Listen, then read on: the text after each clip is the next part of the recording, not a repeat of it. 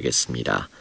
내일은 새벽부터 오전 사이에 전국 대부분 지역에 비가 내리겠고 수도권과 강원, 충북 북부 지역은 오후까지 비가 오겠습니다. 지금까지 아나운서 이규봉이었습니다. 제1라디오 5시 뉴스를 마칩니다. KBS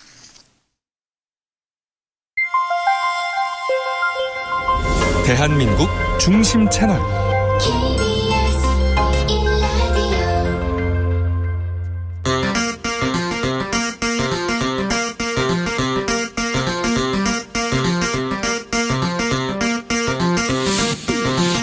주진우 라이브.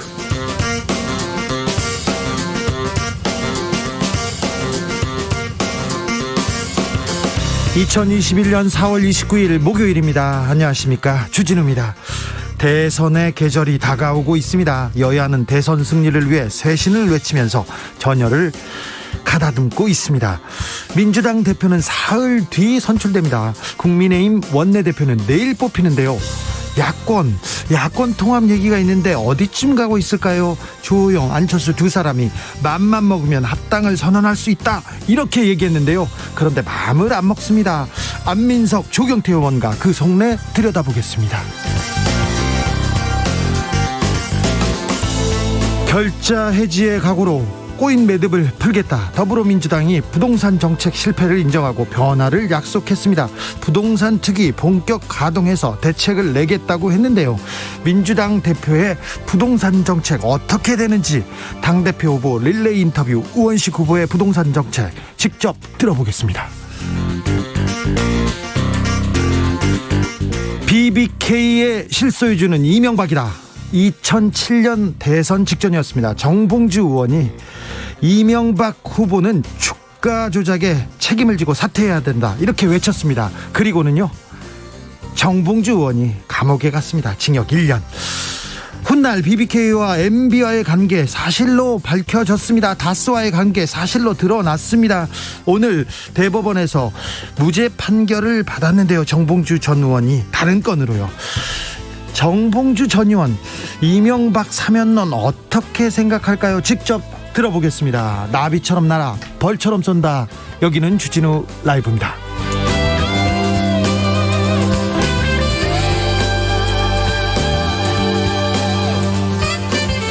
오늘도 자중자애, 겸손하고 진정성 있게 여러분과 함께 하겠습니다. 어디에서 뭐 하면서 주진우 라이브 함께하고 계신지요? 지금 시간이면 일하나요? 아니면 퇴근하시나요?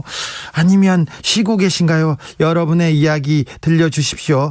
여러분의 이야기에 귀를 기울이는 그런 주진우 라이브 되겠습니다. 오늘도 7시까지는 어디 가지 마시고 여기 딱 붙어서 우리 정을 나누자고요. 자, 샵 9730, 짧은 문자는 50원, 긴 문자는 100원입니다. 콩으로 보내시면 무료입니다. 그러니까 콩으로도 많이 보내주십시오. 그럼 주진우 라이브 시작하겠습니다.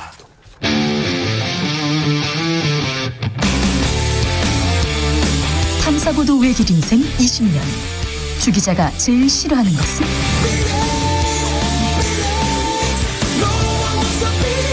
이 세상에서 비리와 부리가 사라지는 그날까지, 오늘도 흔들림 없이 주진우 라이브와 함께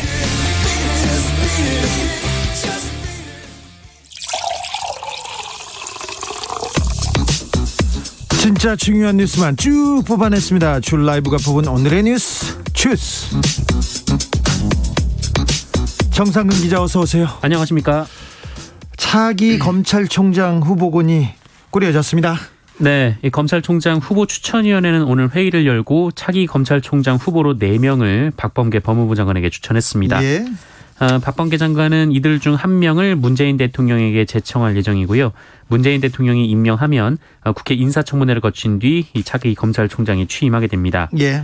4명은 김호수 전 법무부 차관, 구본선 광주고검장, 배성범 법무연수원장, 조남관 대검찰청 차장검사입니다.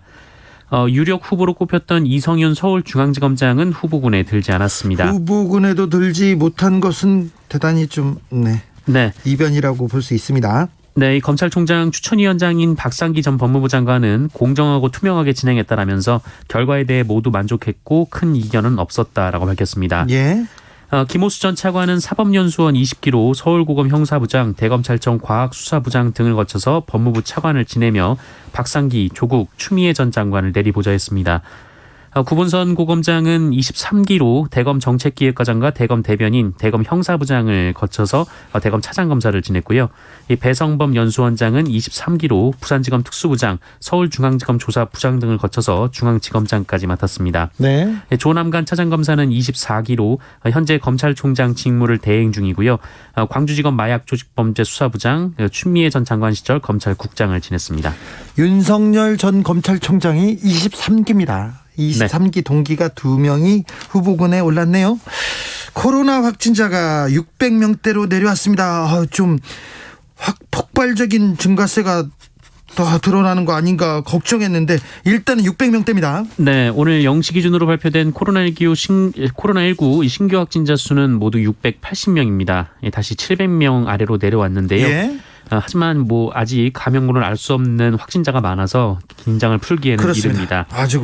아주 위험한 시기입니다. 네, 최근 카자흐스탄에서 열린 올림픽 예선전에 출전한 레슬링 국가대표팀에서 선수와 코치 30여 명이 무더기 확진 판정을 받았고요. 아이고. 이 서울 강남의 대형 입시학원에서 학생과 강사 등 10여 명이 확진돼서 수강생 2천여 명이 진단검사를 받고 있습니다. 네, 아이고 지금 올림픽 예선전에 출전한 30명이 무더기로요. 올림픽을 할 수나 있을지 모르겠습니다. 우리나라는 지금 600명대로 지금 그래도 안정세로 잘 붙들어 잡고 있는데요. 전 세계 누적 확진자가요 1억 5천만 명 넘었습니다. 1억 네. 5천만 명. 마스크 벗는다, 미국, 영국 부럽다 이렇게 계속 얘기하고 있는데 미국의 하루 확진자는 5만 2천 명이고요. 하루 사망자는 885명입니다. 오늘 하루. 영국은요 2166명 확진자고요. 프랑스 3만 명, 독일 19,000명, 러시아 8,000명. 일본은요 올림픽을 눈앞에 두고 있는 일본은 5,700명대입니다. 사망자가 51명이나 됩니다. 그러니까 전 세계에서 굉장히 위험한 시기를 지금 지나가고 있습니다. 인도는 38만 명까지 났습니다. 실제 인도의 확진자는 전문가들은 한 5억 명 정도 될 것이라고 추산하고 있다는데요. 얼마 전에 노마스크로 쿰브렐라 축제하던 거 그거 생각납니다.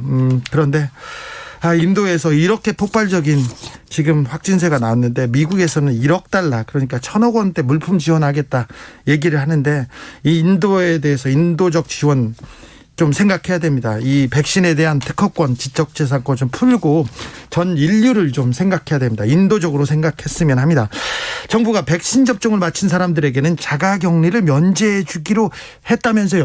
여행길이 열리는 거 아닌가 지금 귀를 기울이는 사람들 많습니다. 네, 이 다음 달 5일부터 백신 접종을 한 사람에게 자가격리를 면제해 주기로 했습니다. 다음 달 5일부터요? 네. 확정됐습니까? 네, 그렇습니다. 백신 2차 접종까지 모두 해야 되고요. 예. 2차 접종을 마치더라도 2주 동안 항체 형성 기간을 보내야 합니다. 네, 그것만 지나면요. 네, 그걸 지나면 접종 완료자로 분류하고 예. 이들 같은 경우에는 코로나19 확진자와 밀접 접촉을 했거나 해외에 나갔다가 들어왔더라도 검사 결과 음성이고 증상이 없으면 격리시키지 않을 예정입니다. 밀접 접촉했거나 해외에 갔다 와도 괜찮다는 거죠? 네, 물론 14일 이내에 2차례 검사는 받아야 되는 거고요. 그리고 남아공이나 브라질 같은 변이 바이러스가 유행하는 국가에서 입국한 경우는 예외입니다. 해외에서 접종을 완료한 사람들도 있는데 확인이 쉽지 않기 때문에 이 당분간은 자가격리가 면제되지 않습니다. 8892님께서 아침에 퇴근하면서 아스트라제네카 백신 맞고 집에서 관찰하다가 좀 괜찮은 것 같아서 동네 근처에 가볍게 산책하고 있습니다. 맞기 전엔 조금 찜찜했는데요. 아직까지 괜찮아요. 아스트라제네카 백신 말도 많고 부작용 자주 보도되는데 아스트라제네카 백신 맞으신 모든 분들 잘 넘어가시길 기도해 봅니다. 괜찮다고 합니다. 네네. 백신 맞고 온 사람들 중에는 만족도가 굉장히 크다는 그런 분들 많기 때문에 자, 백신 접종 빨리 서둘렀으면 합니다. 저도 빨리 맞고 싶어요. 국민의힘과 국민의당 통합 논의를 위해서 주호영 안철수 대표가 만났어요? 네, 이 국민의힘 주호영 당대표 권한대행 겸 원내대표가 어제 안철수 국민의당 대표와 만났다라고 오늘 기자들에게 밝혔습니다. 예. 어제 만남을 통해 안철수 대표가 합당에 대해서 확고한 뜻을 갖고 있는 것으로 판단했다라고 주호영 대표가 말했고요. 이 합당에 필요한 여러 요소가 있지만 실무선에서 논의하면 그렇게 어려움은 없을 것이다라는 말을 했습니다. 예. 하지만 공감대를 이루었다라는 것 외에 구체적인 내용은 없었습니다. 아니 정치인들은 공감대, 뜻을 갖고 판단하고 그럴 것으로 생각한다, 사료화된다. 조금 두루뭉술합니다. 그래서 어떻게 한답니까? 네, 뭐 이런저런 질문이 나왔는데 네. 뭐 그런 부분은 여기서 말하기 적절하지 않은 것 같다라고 구체적인 말했고요. 사안에 대해서는 대답을 안 했군요. 네, 다만 합당에 큰 어려움은 없을 것 같다는 말로 판단해달라라고 답했습니다. 네, 마음을 먹으면 당장 합당하겠다고 했는데 마음을 안 먹습니다. 무슨 문제가 있는지 보자고요. 새로운 대표단을 지금 선출 중인데 좀 대표단 선출 이후에 합당을 좀 추진하려고 하는 건가요? 네, 뭐 알려진 바에 따르면 이 국민의당은 신설 합당을 염두에 둔 당대당 통합을 주장하고 있는 반면에 이 국민의힘에서는 그냥 합당, 이 개별 입당을 주장을 하고 있다고 합니다. 게다가 지금 국민의힘에서는 차기 지도부 선출 절차가 한창인데요. 이 차기 논의를 주도한 원내대표 후보들 사이에서도 이 통합에 대한 입장이 갈리고 있습니다. 이 권선동, 김태흠 후보 같은 경우에는 야권 통합의 필요성을 강조하는 입장인 반면 이 김기현, 유이동 후보 같은 경우에는 통합보다는 자강을 강조하고 있습니다. 이 통합을 강조하는 후보들도 국민의당이 요구하는 신설 합당에는 찬성하지 않고 있다고 합니다. 개별적으로 입당하면 입당하겠어요? 안 하겠죠. 그렇습니다. 자, 권성동, 김태흠, 김기현, 유이동 후보 간의 그 역학관계, 그리고 어떤 쪽으로 지금 원내대표 선거가 흘러가는지는 잠시 후에 저희가 정비록에서 자세히 물어보겠습니다. 법사위원장 자리가 중요하다 계속 강조했는데 지금까지 좀 비어 있었어요. 윤호중 민주당 원내대표가 원내대표로 가면서 그 자리가 비었는데 오늘 후임 지명됐네요. 네, 더불어민주당 원내지도부는 차기 국회 법사위원장으로 3선의 박광원 의원을 내정했습니다. 예. 한준호 원내대변인은 4선 의원 중에서 상임위원장을 하지 않은 의원이 우상호, 우원식 그 두 의원이었는데 우원식 의원은 당대표 출마했기 때문에 제외를 하고 우상호 의원에게 제안을 했지만 우상호 의원이 거절했다라고 밝혔습니다. 예. 그리고 선수와 나이를 고려한다는 당의 관리와 기준에 따라 3선의 박광원 의원에게 제안을 했고 본인이 수락했다고 임명 배경을 설명했습니다. 한편 후임 법사위원장 물망에 올랐던 정청래 의원은 박광원 의원께 축하한다라면서 개혁 입법의 기관차가 돼달라라고 당부했습니다. 물망에만 올랐어요. 정청래 의원은 아니었어요. 네. 경찰 신분으로 국회의원에 당선됐어요. 황운하 의원이. 그런데 재판까지 갔는데 의원직을 유지하기로 되어 있습니다. 네, 현직 경찰 신분으로 총선에서 당선돼서 당선 무효 소송이 걸린 황운하 더불어민주당 의원이 대법원 판결로 국회의원직을 유지하게 됐습니다. 황운하 의원은 지난해 1월 이 청와대의 2018년 울산시장 선거 개입 의혹 사건 관련해서 불구속 기소된 바 있는데요. 이 때문에 4.15 총선 출마를 위해 경찰청에 사표 수리를 신청했는데 네. 이 비위 관련 수사를 받으면 사표 수리가 허용되지 않는다는 규정에 따라 이것이 받아들여지지 않았습니다. 그렇죠. 이에 황운하 의원은 경찰 공무원 신분으로 총선에 출마했고 그 이은권 전 미래통합당 의원을 누르고 당선이 됐는데요. 이에 이은권 전 의원이 현직 경찰 공무원 신분으로 정당 추천을 받아서 이것은 국가공무원법을 위반하고 공직선거법을 위반했다며 당선이 무효라고 주장했습니다. 대법원은 하지만 이 공직선거법에서 정한 기한 내에 사직원, 그러니까 사표를 제출을 했다면 수리 여부와 관계없이 직을 그만둔 것으로 간주해서 정당 가입을 할 수 있고 또 후보자 등록을 할 수 있다라고 판시했습니다. 네. 이렇게 될 것으로 거의 다 예상하고 있었습니다.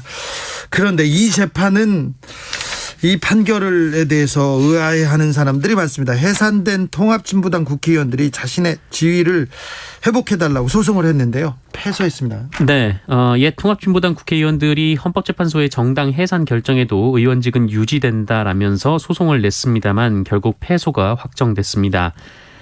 대법원 3부는 오늘 그 옛 통합진보당 소속의 김미희, 김재연, 오병윤, 이상규, 이석기 전 의원이 국가를 상대로 낸 그 국회의원 지위 확인 소송 상고심에서 원고 패소로 확정한 원심을 확정했습니다. 좀 자세히 설명해 주십시오. 네, 재판부는 해산 결정을 받은 정당이 국민의 정치적 의사 형성 과정에 참여하는 것을 배제하기 위해서는 그 정당 소속의 국회의원을 국회에서 배제해야 하는 것은 당연한 논리적 귀결이다라고 판시했습니다. 그런데 이 통합진보당 소속 지방의원은 이 헌법재판소가 의원직 상실을 선고하지 않았고 국회의원과 역할이 다르다는 이유로 정당이 해산돼도 의원직이 유지된다라는 판결을 내렸습니다. 그러니까요. 이게 전례가 있어요. 판례가. 네, 옛 통진당 이현숙 전 전북도의회 의원의 그 지위 확인 소송 상고심에서 이 원고 승소 판결이 나온 원심을 확정을 한 건데요. 예. 이 대법원은 지방의회 의원은 그 주로 지방자치단체 주민의 복리에 관한 사무를 처리한다는 점에서 국회의원과 역할의 차이가 있다라고 얘기를 했습니다. 이 통합진보당 사건은 이 재판은 사법농단에도 나오잖아요. 그렇습니다. 이 통합진보당 의원들이 제기한 의원직 지위 확인 소송은 과거 법원 행정처의 재판 개입 의혹 사건에도 등장을 하는데요. 예. 이 법원 행정처가 이 사건에 대해서 재판부에 영향력을 행사했다라는 겁니다. 다만 헌법재판소 견제를 위해서 각하 판결이 나오지 않도록 개입을 했다는 건데 네. 1심부터는 각하 판결이 이어지긴 했습니다. 한편 이 혐의로 그 이규진 전 대법원 양형위 상임위원은 1심에서 유죄 판결을 받은 바가 유죄를 있습니다. 받았어요. 이 판결에 대해서 아니 지방의회 의원은 되고 국회의원은 안 되고 조금 갸우뚱하는 사람들이 좀 있습니다. 나중에 자세하게 좀 살펴볼 기회가 있었으면 합니다. 이재용 삼성전자 부회장에 대한 사면론 계속 네. 계속 쏟아지고 있는데요. 김부겸 총리 후보자가 선을 그었습니다. 네, 이 김부겸 국무총리 후보자는 이재용 삼성전자 부회자 등 삼성그룹 오너 일가의 문화재 기증 등 이 사회 환원 발표에 대해서 그 귀한 문화재들을 국민의 품으로 돌려준 데 대해서는 높이 평가한다라고 밝혔습니다. 높이 평가한다. 다만 네, 하지만 일각에서 제기하고 있는 이재용 부회장 사면에 대해서는 별개의 사안이다라면서 이재용 부회장의 역할에 대한 국민들의 공감이 있어야 할 것이다라고 말했고요. 네. 그리고 사면권을 갖고 있는 대통령이 여러 가지 요인들도 고려해야 할 것이다라며 기부 하나만 볼 수 없다라고 밝혔습니다. 네. 삼성 내부에서도 이번에 이재용 부회장의 사면 가능성은 거의 없는 것으로 알고 있어요. 알고 있는데 언론에서 계속 지금 사면론을 부추기는 것은 다음 재판 그리고 지금 중요한 재판이 있습니다. 지금 감옥에 간 거 말고요. 불법 승계 의혹 재판이 이제 시작됐고요. 그리고 프로포폴 사건의 기소 검찰이 재판으로 이렇게 넘길 과정에 있거든요. 네. 거기에 조금 좋은 그 여론을 조금 환기해서 좋은 분위기를 끌고 가려는 좀 것으로 보입니다. 아무튼 뭐 기부는 평가하지만 국민 감정하고는 다르죠. 법하고는 다르죠. 기부했다고 봐주고 그런 게 국민 감정인지는 모르겠습니다. 물어봐야죠. 자, 서울의 초고가 아파트값이 조정 움직임을 보입니다. 5개월 만에 지금 떨어지고 있다고요? 네, 이 서울의 일부 초고가 아파트 단지에서 가격 조정 움직임이 나타나고 있습니다. KB국민은행 자료에 따르면 지난 4월 이 서울의 이 아파트값 상위 평균 20%의 이 아파트값이 20억 8억 704만 원으로 지난달에 비해서 1.4% 그러니까 3,044만 원 정도 내려갔습니다. 20억이 평균이고 한 3천만 원 떨어졌다고 합니다. 네, 다른 아파트 가격은 조금씩 올랐는데요. 네. 평균적으로 가장 비싼 아파트 값만 유일하게 이 평균적으로 내린 것이고요. 이렇게 상위 20% 아파트 값이 내린 것은 지난해 11월 이후 5개월 만에 있는 일입니다. 네. 강남구 개포동의 레미안 블레스티지는 이 전용 면적 84제곱이 그 지난달 27억 7천만 원의 신고가 거래됐는데 이달 14일 비슷한 층이 1억 원 가까이 내려서 거래가 됐고요. 예. 이 서초구 반포자이는 이 전용 84제곱이 올해 1월에 31억 원에 거래가 됐는데 지난달 19일 2억 3천만 원 내려서 거래가 됐다고 합니다. 아파트 올랐다, 신고가, 최고가 올랐다는 기사는 많이 봤는데 떨어졌다는 기사는 별로 안 나오거든요. 네, 잘 안 나오죠. 그죠? 아무튼 초고가 아파트들이 조금 내리막길을 걷고 있다 이런 생각을 해봅니다. 정부 정책이 지금 효과를 좀 보고 있나요? 투기 과열지구 묻겠다고 했는데 효과를 보는지 지켜보겠습니다. 정부가 수도권 신규 택지 후보지 발표를 연기했어요. 네, 이 상반기 중에 그 신규 공공택지를 발표할 예정이었는데 연기했습니다. 이유는 이 불법 투기 등을 먼저 조사를 해보니까 다수의 이상 거래 정황이 포착됐기 때문이라고 합니다. 네, 곧 발표하겠죠. 서울 강동구 아파트 택배 기사들하고 갈등이 있다고 했는데 점점 커지고 있어요. 주진우 라이브에서 안진걸 소장이 본인 네네. 특종이라고 계속 얘기했는데 안진걸 소장의 특종이 맞습니다. 네, 그렇습니다. 이 해당 아파트에서 주민들이 이 택배 차량의 지상 출입을 막자 이 택배 노동자들이 개별 배송을 거부한 일이 있었는데요. 네. 이번에는 아파트 측이 택배 노동자들이 단지 내에 허락 없이 호소문을 붙였다면서 이 택배 노동자 2명을 경찰에 신고하는 일이 있었습니다. 아니 택배 노동자들이 호소문을 붙였다고 그걸 가택 침입인가요? 주거 침입죄로 이렇게 네. 고발을 했어요. 참. 사실 일 때문에 계속 드나들던 곳이었는데요. 네. 이들은 택배 노동자도 건강하고 안전하게 일할 수 있도록 상생할 수 있는 대안을 협의를 통해 마련하고 싶다라는 내용의 호소문을 아파트 현관문에 붙였는데 네. 주민이 신고했고 관리소가 경찰에 신고를 했다고 합니다. 관리소 측에서는 끝까지 처벌을 원한다라는 의사를 밝혀서 이분들이 주거 침입 그리고 광고물 부착 관련된 이 혐의가 적용이 될 것으로 예상이 되고 있습니다. 자, 해도 넘어가는 것 같습니다. 자, 이 상황 어떻게 되는지 특종을 한 안진걸 소장하고 다음 주에 짚어보겠습니다. 미성년자 2자를 성폭행한 친부가 있습니다. 네, 징역 10년 선고받았습니다. 네, 끔찍한 사건인데요. 이 사건은 이 큰딸이 만 8세에 불과했을 때부터 강제로 이 친부가 추행을 했고요. 8살이요? 네, 이 작은 딸이 만 7세가 됐을 때도 강제 추행과 강간을 했다고 합니다. 7살이요? 네, 이 아이들에게 굉장히 좀 잔혹한 행위를 요구하고 이 요구를 거부하면 학대를 했다고 합니다. 근데 왜 징역 10년입니까? 100년이 아니고. 재판부는 더 큰 엄벌이 마땅하다라고 꾸짖었는데 벌금형을 제외한 범죄 전력이 없고 죄를 뉘우치고 반성하고 있다며 양형에 고려했다라고 밝혔습니다. 판사님 앞에서는 뉘우치고 반성하지. 판사님 앞에서 나 잘했어. 나 잘했어. 그렇게 얘기하겠습니까? 이걸 고려 대상이 되는지 잘 모르겠어요. 사람 같아야 좀 고려하죠.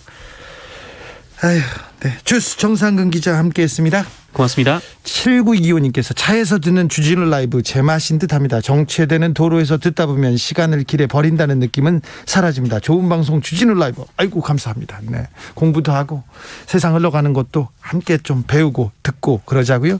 4825님께서 진우 형님 어제 사인 요청 드렸는데 흔쾌히 해주시고 사진도 찍어주시고 감사합니다. 제 꿈속에서요. 그렇군요.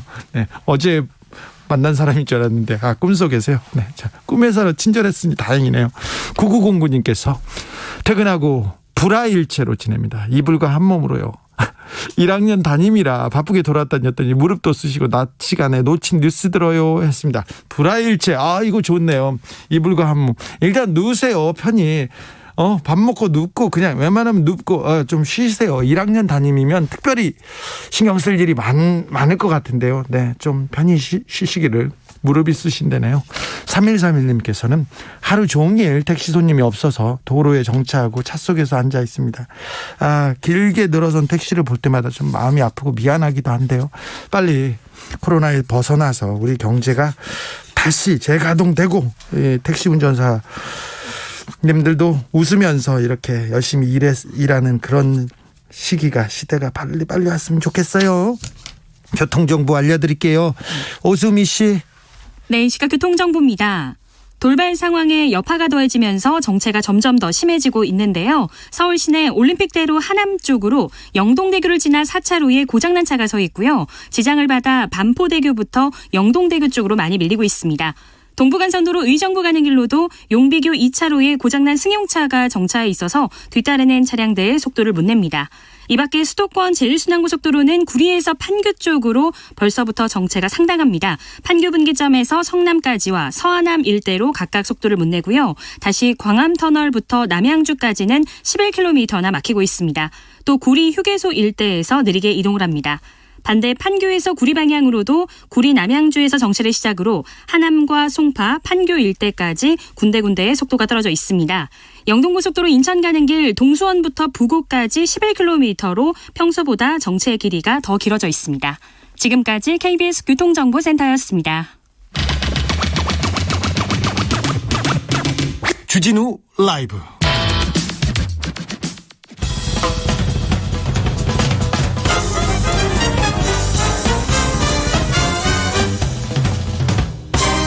훅 인터뷰. 모두를 위한 모두를 향한 모두의 궁금증 훅 인터뷰. 더불어민주당 새 당대표를 뽑는 전당대회가 사흘 앞으로 다가왔습니다. 단결을 외치는 홍영표, 변화를 외치는 송영길, 그리고 민생을 외치는 우원식. 민생을 계속 외치고 있는 우원식 막판 지지를 호소하고 있습니다. 주진우 라이브에서 3명 후보들 만나보고 있는데 오늘은 마지막 기호 3번 우원식 후보 만나보겠습니다. 나만큼 을의 입장을 잘하는 후보 없다. 을지로위원회도 꾸렸고 첫 번째도 민생이고 내가 민생은 잘 챙긴다.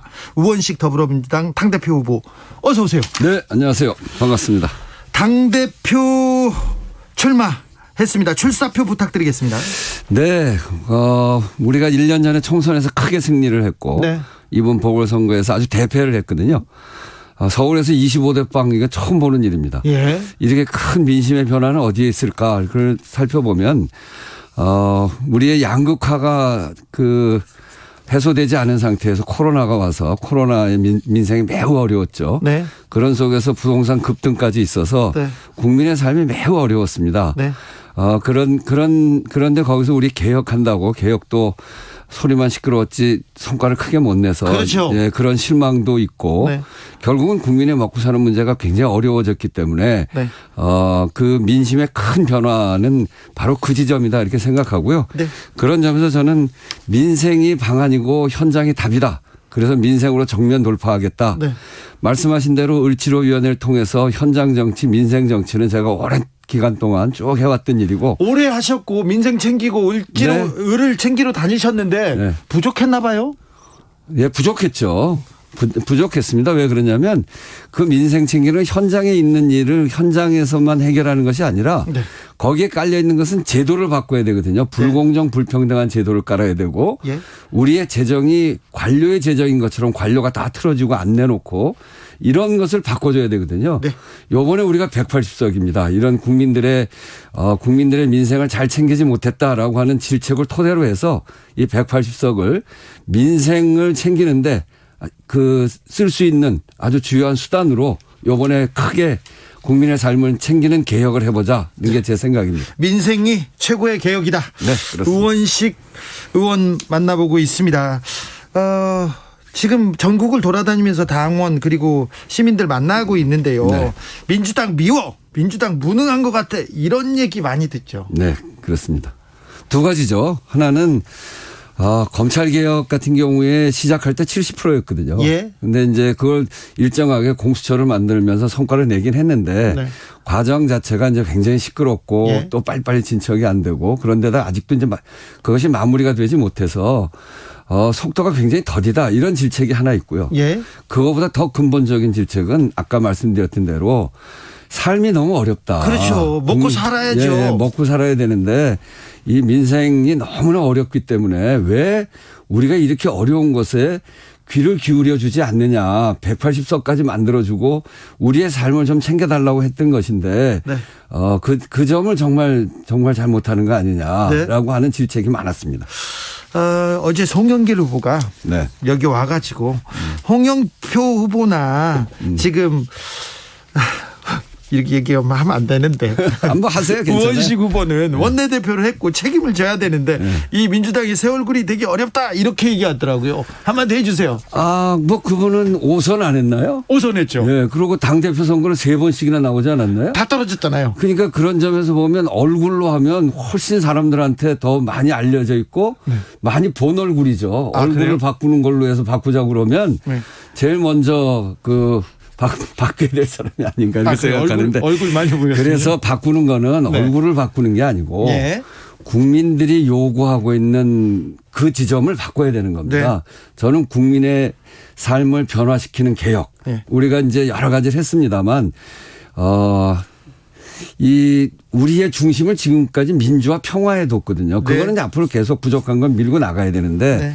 삶이 굉장히 어려워지다 보니까 국민의 먹고 사는 문제 그걸 니네 중심에다 놔라. 네. 왜 그거 열심히 안 하냐. 그렇죠. 그거 부족하다 이런 거기 때문에 우리는 이제는 그 두 개의 축에다가 국민의 삶을 변화시키는 개혁, 민생 예. 이것을 우리의 중심적인 과제로 삼아야 된다. 예. 그렇게 생각하는 거죠. 지금까지 지금 민생 우원식 선생 얘기를 듣고 있습니다.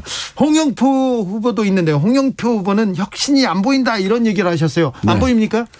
제가 이제 그 민생이라고 하는 거는 코로나 시기에 우리들이 아주 어려워진 손실이 많이 났단 말이에요. 그리고 네. 경제가 침체돼 있거든요. 네. 그거를 대통령께서도 중소 자영업 중소상공인 자영업의 어려움을 해결해야 된다. 이렇게 하면서 손실보상을 하라고 하는데 그 전까지는 그 재정당국으로 가면 재정이 불건전해진다는 이유 때문에 네. 국민들의 손실을 보상하려고 하는 생각이 전혀 없었어요. 네. 대통령께서 하라고 하니까 겨우 이제 신용을 내는 건데 그것뿐 아니라 이 어려워진 경기에 대해서 이렇게 어려워질 때는 국가의 재정을 그 투입했다. 지금 아주 우리 재정 상태가 굉장히 건전하거든요. 네. 쓰고 나중에 이 상황이 풀리면 그때 좀 메꿔놔도 되는데 이걸 풀려고 하지 않습니다. 이런 문제. 거기다가 우리 사회의 불공정 불평등한 문제에 있어서 굉장히 우리가 해결해야 될 문제들이 많습니다. 네. 이런 문제들을 우리가 집중하자고 하는 건데 우리 홍영표 후보께서는 그러면 대통령이 뭐 민생을 안 챙긴 거냐. 네. 이렇게 얘기를 하세요. 네. 그러니까 그거는 대통령께서 숱하게 얘기해도 관료들이 잘 따라주지 않고 잘 따르지 않은 것 같아요. 좀 잘 안 따랐습니다. 네. 지난번에 전국민 재난지원금 할 때도 네. 처음 이해찬 대표께서 관료들하고 얼마나 싸웠어요. 그렇죠. 손실보상 같은 경우에도 대통령이 하라고 하는데도 잘 안 되잖아요. 이게. 네. 관리들이 안 움직인다. 예, 그러니까 이 소위 국가 재정이 마치 관료의 것인 것처럼 이야기해요. 예. 국가 재정 국민의 것입니다. 이런 점에서 큰 변화를 우리가 만들어 가자고 하는 건데 그렇게 얘기하면 그러면 대통령이 민생을 안 했다는 얘기입니까? 이렇게 방어적으로 나와요. 예.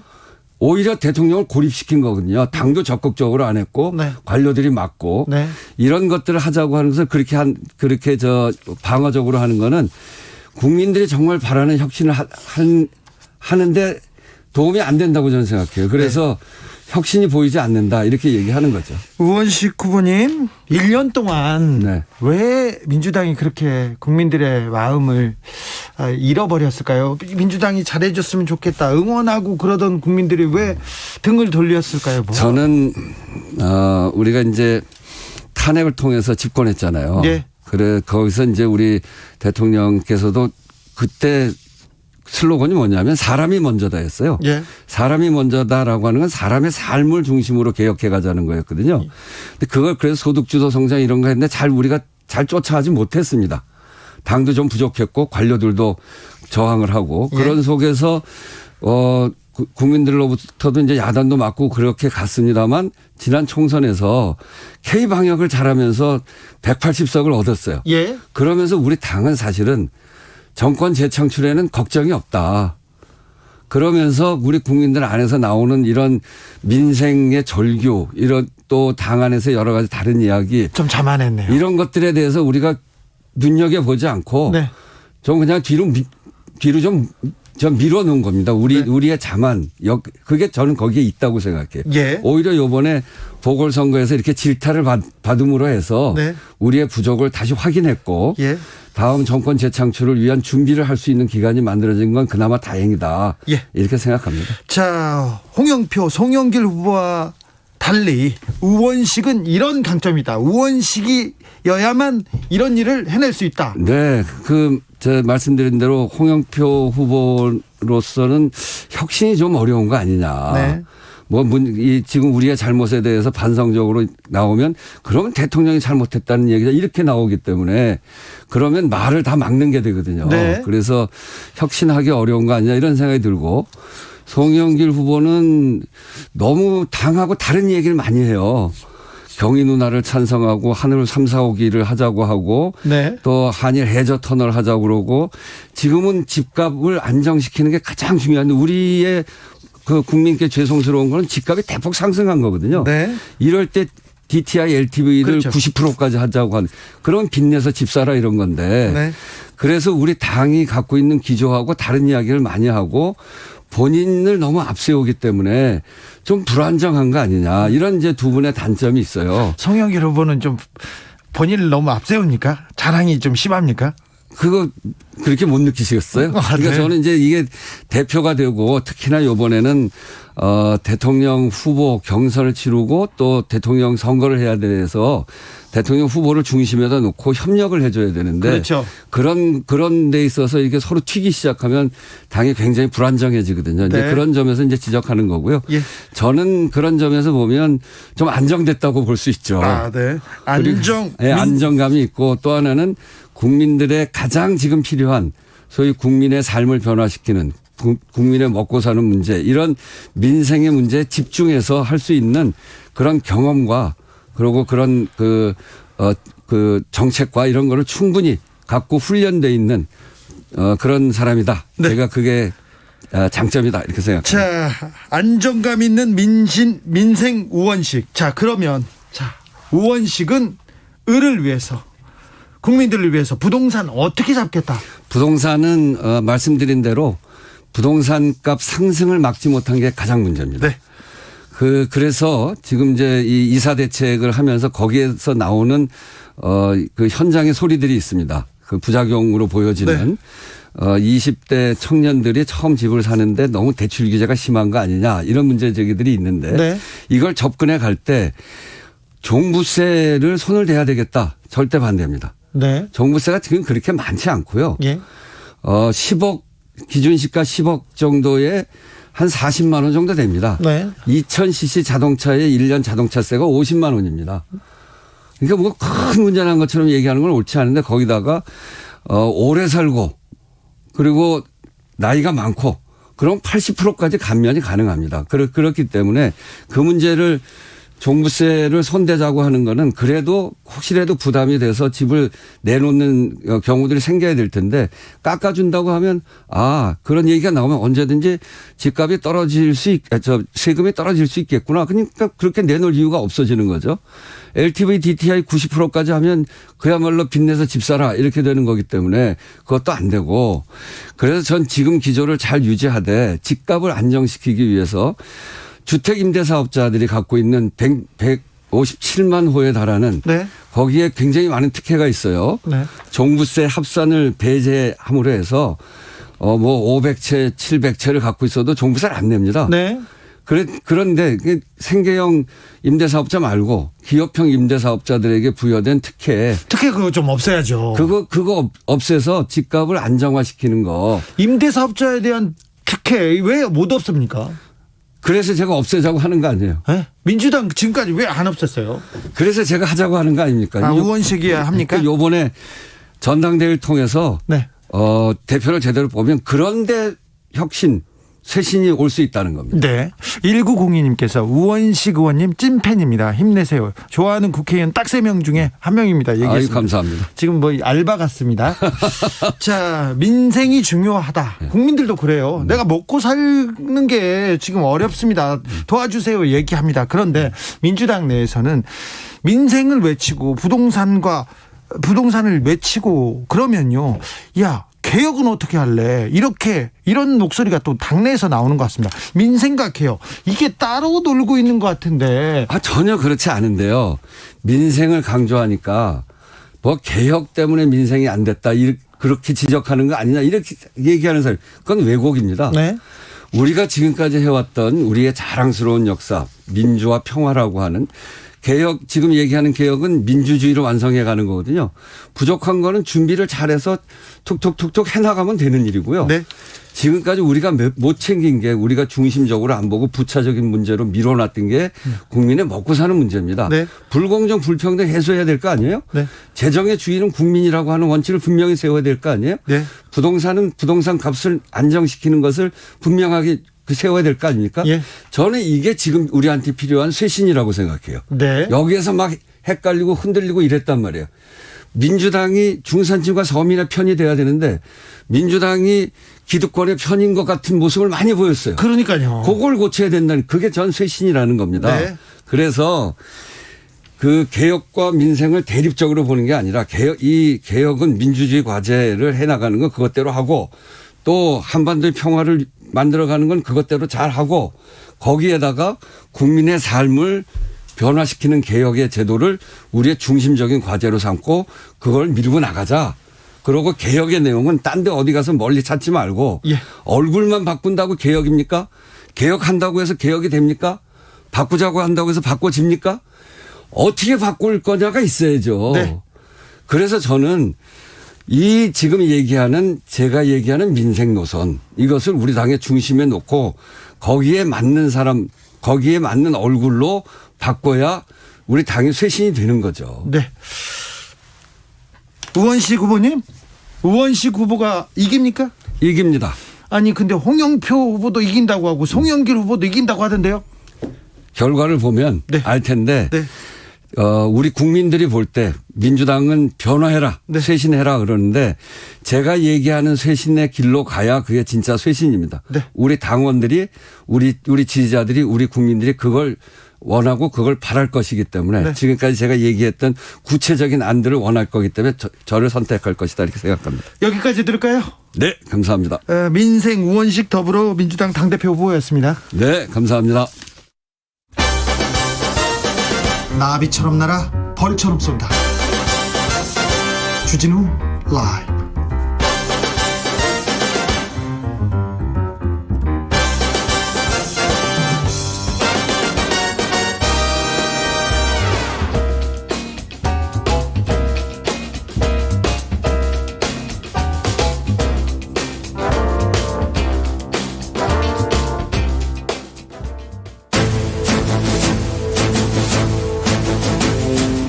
때는 2021년 여야의 오선 의원 둘이 훗날 태평성대를 위해 큰 뜻을 도모하였느니라. 오선의 지혜와 품격으로 21대 국회를 이끈다. 오선의 정치비책 정비록. 소년급제 하지만 줄서기 정치는 거부해왔다. 대한민국 국회에 쌍두마차 수도권 내리오선 안민석 더불어민주당 의원님. 네, 안민석 의원입니다. 영남권 내리오선 조경태 국민의힘 의원님. 네, 안녕하세요. 조경태 의원입니다. 네. 조금 전에요. 손실보상법을 이야기했는데 처리가 무산된 것 같습니다. 지금 국민의힘 민주당에서 서로 남 탓을 하고 있는데 이거 어떻게 된 겁니까? 조경태 의원님. 글쎄요. 뭐 내용을 좀 더 깊이 들어가 봐야 되겠지만 여야가 서로 니 탓 내 탓 하다가 우리 자영업자 하시는 분들이 그 가슴만 다 들어간다고 보고 있고요. 어쨌든 이런 부분에 대해서는 좀 여야가 밤샘을 해서라도 하루 빨리 이렇게 처리하는 것이 저는 옳다 이렇게 보고 있습니다. 안민석 의원님. 첫째, 자영업자들의 손실을 보상하는 것은 헌법에 보장된 것입니다. 예. 헌법 23조 3항 공공의 필요에 의해서 재산권이 제한됐을 경우에 보상할 수 있다. 네. 그는 이제 헌법 법률로 정해져 있는 건데요. 네.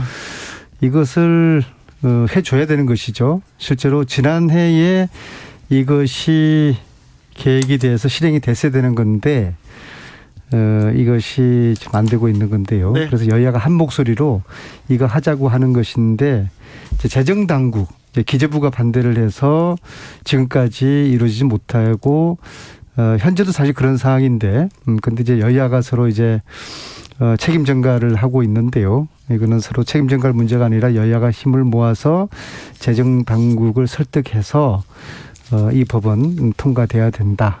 그렇게 보고 있습니다. 헌법 줄줄 외우시는 우리 안민석 의원님 5월에는 통과되겠죠? 쉽지 않을 겁니다. 쉽지 않습니까? 예, 그러나 여야가 힘을 얼마큼 모으느냐 네. 거기에 달려 있다고 봅니다. 저는 뭐 이게 여당이 지금 그 180석 가까이 가지고 있잖아요. 그 국회를 거의 뭐 장악하다시피 하고 있고 또 여당에서 실질적으로 청와대 눈치만 안 보면은 저는 이거는 뭐 힘으로 눌린다는 그런 의미가 아니라 이거는 얼마든지 설득이 가능하다 이렇게 보고 있고요. 왜 그런가 하면은 이 자영업을 하시는 분들이 어떤 본인의 실수나 잘못으로 인해서 이게 손실이 발생했다면 당연히 본인이 책임되겠지만은 전체지병 같은 코로나 이 문제는 그 사실은 원래 작년에 그 중국으로부터 코로나 바이러스가 이게 유입될 때 중국인 입국을 막으라고 뭐 저도 그렇게 이야기했습니다만은 77만 명이 그 청와대에다가 홈페이지에다가 그 이 청원을 냈습니다. 그 당시에 정부 청와대는 그 거의 말도 하지 않았고요. 그래서 중국의 어떤 그 바이러스 그 유입으로 인해서 발생한 문제고 잘 아시다시피 대만이나 뉴질랜드 같이 초기부터 중국인 입국을 막았던 나라들은요. 지금 저 자영업자들의 피해가 거의 없습니다. 이런 부분에 대해서 조금 더 정부가 책임성을 가지고 이 손실보상 문제를 갖다가 풀어나가야 되지요. 최근에 아시다시피 비트코인 관련해서 또 그 부총리가 과세를 하겠다는 그런 발언을 하지 않았습니까? 저는 이 정부가 보면은 국민들한테 세금대로 계속 과세하고 하면서 이러한 국민들이 피해를 입고 있는 부분에 대해서 좀 대단히 소극적인 부분에 대해서는 저는 국민들로부터 저는 비난받아 마땅하다 이렇게 보고 있습니다. 안민석 코로나 아이고 깜짝이야. 네, 죄송합니다. 그렇게 또 눈을 동그랗게 코로나 19 시대에 네. 여러 가지 여기 맞춤형 법들이 정해지거나 개정되고 있지 않습니까? 네. 저는 제가 생각할 때는 코로나 시대의 가장 대표적인 코로나 법을 꼽아라고 한다면 첫 번째로 이 손실보상법 네. 이를 꼽을 것입니다. 왜냐하면 우리가 OECD 국가 37개 국가 중에서 자영업자 비율이 가장 높거든요. 네. 그래서 자영업자들이 힘들다는 이야기는 우리나라 서민 경제가 휘청거린다는 이야기예요. 4850님께서 식당이 문을 닫으면은 거기 종업원들이 해고당하고 네. 일을 쉬게 되고 청년 알바생들이 일을 잃게 되는 겁니다. 그래서 이 자영업을 구제를 하는 것이 코로나 시대에 서민 경제를 살리는 길이었는데 사실은 이것을 지난해 코로나 발생 초기부터 이것이 좀 장기화될 것을 그렇게 예상하지 못했던 것이죠. 그런데 이게 늦었지만 만시지탄 늦었지만 지금이라도 헌법 정신에 의해서 자영업자를 보호하는 손실보상법 이것을 통과시켜야 되고요. 조경태 의원님 말씀하셨는데 이건 여야의 문제가 아닙니다. 그래서 함께 힘을 모아서 이것을 빨리 통과시키는 것이 서민 경제를 살리는 코로나 시대의 국회의 중요한 임무라고 생각합니다. 4850님께서 자영업자로서 화가 나요. 죽을 지경입니다. 얘기합니다. 아까 우원식 민주당 대표 후보가 다녀가셨는데 민주당 당대표 선거하고 있어요. 어떻게 흘러가고 있습니까? 조경태 의원님 어떻게 보세요? 저는 민주당이 아니기 때문에 그래도 밖에서 또 자세히 볼 수도 있잖아요. 그래서 지금 3파전이 벌어지고 있는 거 아닙니까? 네. 그중에서 다 훌륭하신 분들 같은데요. 네. 그런데 국민들 당원들로부터 선택받는 분이 아마 당대표가 되시겠죠. 아 그렇습니까? 예. 자 어떻게 흘러갑니까? 굉장히 엣지 없는 임팩트 없는 그런 간전평이시네요. 조경태 의원님이 처음으로 그랬어요. 처음으로 태어나서 처음으로 엣지가 없었답니다. 이게 국민들에게 감동을 주지 못했고 따라서 흥행되지 못하는 전대 이런 전대가 유례가 잘 없었을 것입니다. 물론 코로나로 당원들이 모여서 과거처럼 으쌰으쌰 할 수가 없는 탓도 있겠지만요. 네. 지난 4.7 보궐선거 지금 이제 3주 4주째 들어가지 않습니까?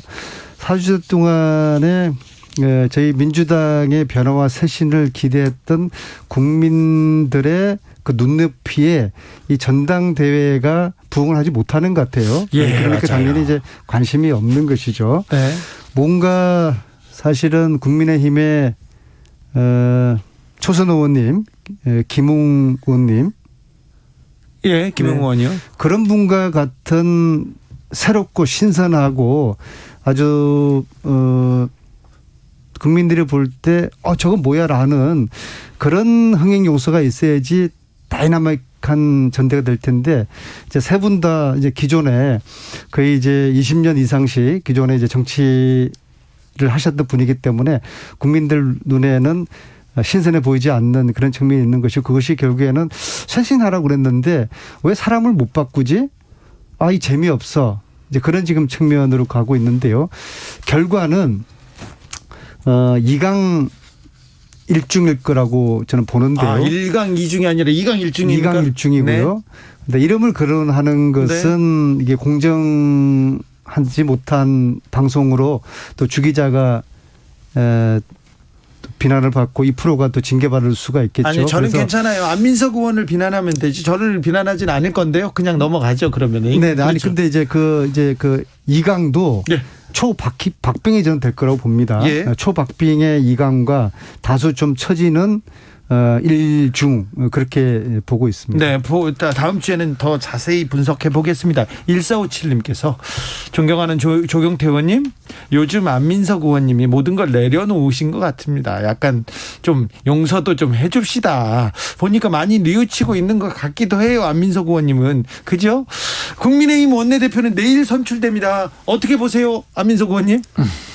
이거는 지금까지 네. 국민의힘 원내대표도 국민들에게 별 관심을 못 끄는 것 같아요. 네. 당대표 선거는 어떻게 될지 모르겠는데요. 누가 될지는 모르겠으나 그래도 거기는 뭔가 새로운 변화에 대한 그런 이제 기대를 아마 국민의힘 당원들도 이제 하지 않겠습니까? 국민의힘의 이제 당원들의 당심이 네. 과연 내일 의원들의 표심에서 읽혀질 수 있느냐, 그것이 저는 좀 궁금한데요. 아니 좀 구체적으로 제가 얘기해 볼 주시죠. 때는 네. 결국엔 도로 한국당, 도로 국민의힘으로 갈 것 같습니다. 네. 예, 거기도 어려워요. 조경태 의원님. 저는 어떤 분이 선택되니까 이 원내대표 선거잖아요. 네. 원내대표 선거에 뭐 관심을 많이 가진다 하는 것은 뭐 조금 뭐 과거 역대 원내대표 선거 역시도 뭐 그러진 않았던 것 같고요. 어쨌든 원내대표는 옛날로 치면 원내 총무입니다. 원내 총무. 예.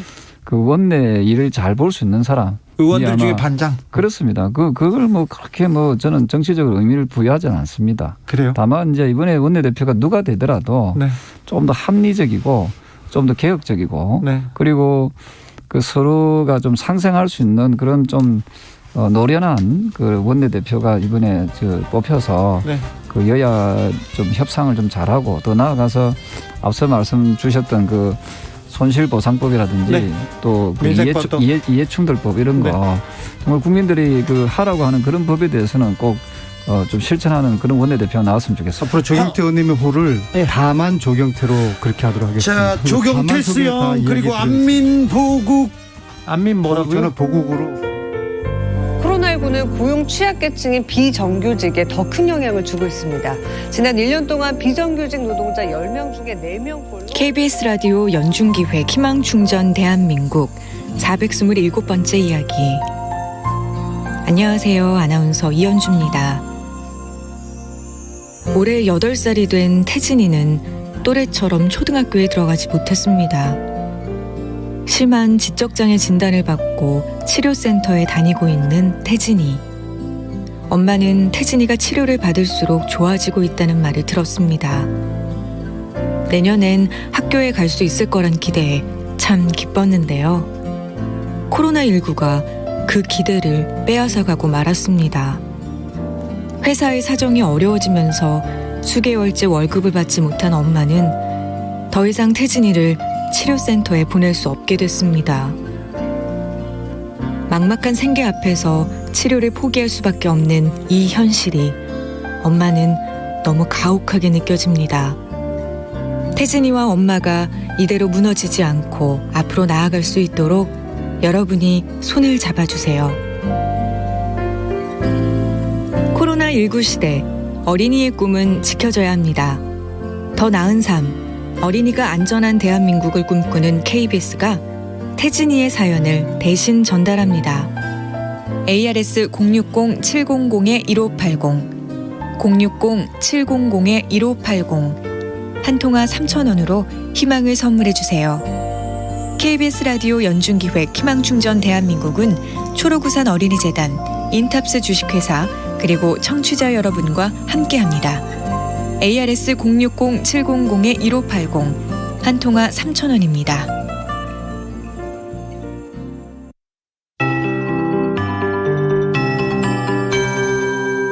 KBS 58분 날씨. 지금 내륙 지역은 구름만 많이 껴 있지만 울릉도 독도에는 천둥 번개와 우박을 동반한 강한 소나기가 쏟아지고 있습니다. 경북 일부 지역도 늦은 오후까지 소나기가 오는 곳이 있겠습니다. 한편 서해상에서 비구름이 다가오고 있습니다. 오늘 밤에 서쪽 지역부터 비가 내리기 시작해 내일 새벽에 전국으로 확대되겠고요. 남부지방은 비가 내일 오전 중에 그치겠지만 서울 등 중부지방은 내일 오후까지 이어지는 곳이 많겠습니다.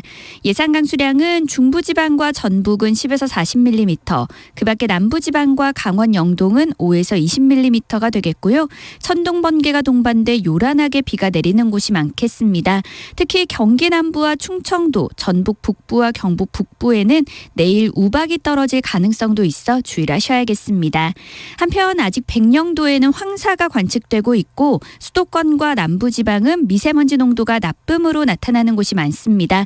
서쪽 지역은 오늘 비에 황사가 섞여 내릴 수 있어 주의하셔야겠습니다. 오늘 밤부터 내일 아침 사이에 서해안과 전남 해안 제주도에는 바람이 무척 강하게 불겠고요. 해일일 가능성도 있어 주의를 하셔야겠습니다. 내일 기온은 오늘과 엇비슷하겠습니다. 현재 서울의 기온은 18.9도입니다. 송소진입니다.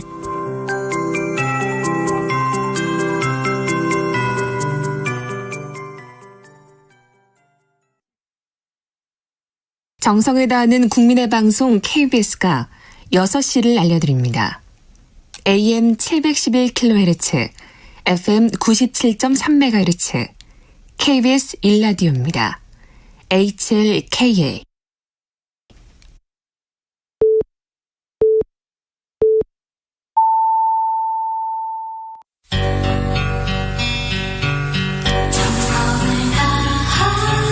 정성을 다하는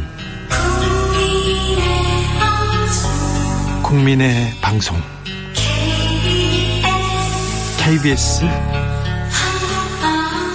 주진우 라이브. 그냥 그렇다고요. 주진우 라이브 함께하고 계십니다. 라디오 정보센터 다녀올게요. 조진주 씨. 홍남기 국무총리 직무대행은 오늘 오후 서울 중구 국립중앙의료원 중앙예방접종센터를 방문해 백신은 정부가 책임지고 도입할 것이라며 차질 없이 신속하게 속도전으로 접종해달라고 강조했습니다. 코로나19 예방접종 대응 추진단은 오늘 오후 3시 30분 기준으로 코로나19 백신을 접종한 사람이 300만 명을 돌파했다고 밝혔습니다. 방역당국은 코로나19 백신 접종을 하기로 한 대상자가 예약 당일 나오지 않아 잔여 주사액을 폐기한 사례가 일부 발생하는 점에 대해 우려할 수준이 아니라고 밝혔습니다. 정부는 코로나19 예방접종을 마쳤으면 요양병원 시설에서 가족을 대면 상태로 면회할 수 있도록 허용할 방침입니다. 국회 내 코로나19 확진자 발생으로 미뤘던 법제사법위원회 전체 회의가 재개됩니다. 함께 수년된 본회의도 오늘 밤 9시쯤 열릴 예정입니다.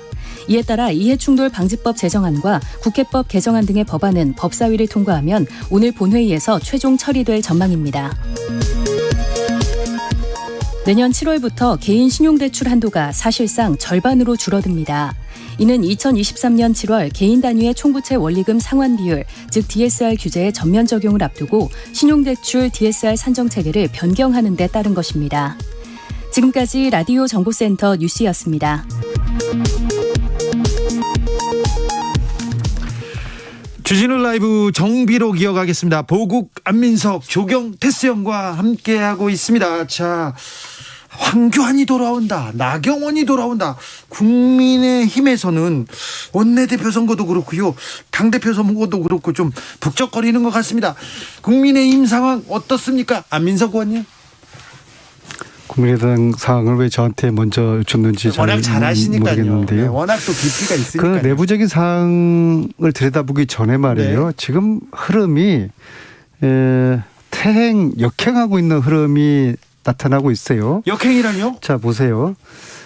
국민들이 촛불을 들어서 그 힘으로 탄핵을 시켜서 문재인 정부가 들어섰는데 예. 이 과거 역사를 부정하고 뒤집는 일련의 흐름들이 시리즈로 계속 나타나요. 예. 그것이 가장 먼저 아주 깜짝 놀란 일이 있었죠. 서병수 의원이라 하면은 부산시장을 지낸 오선 의원입니다. 네. 네, 오선 의원이 국회 대정부 질의에서 박근혜 대통령이 탄핵당한 것을 부정을 하고 억울한 옥살이를 하고 있다라고 주장을 하고 있지 않습니까? 예. 그 다음 날 오세훈, 박형준 두 시장이 청와대 가서 대통령을 만나서 대통령 사면을 이야기를 해요. 예. 이 하루 사이에 벌어진 이 일이 우연의 일치일까? 저는 그 세 분이 사전에 모의를 했거나 교감을 했을 수 있죠. 예, 모의를 했거나 아니면은 아주 어떤 시나리오에 의해 가지고 그 일들이 이루어졌을 가능성을 저는 주목을 하고 있어요. 예. 탄핵 부정과 이명박 박근혜 두 대통령이 사면 주장은 별개가 아니라 동전의 양면이에요. 네. 즉 지난 몇 년 동안의 그 역사를 부정한다는 거 아니겠습니까? 이것은 반역사적이고 그냥 퇴행적인 것이죠. 거기에다가 어제는 김용판 의원께서 네.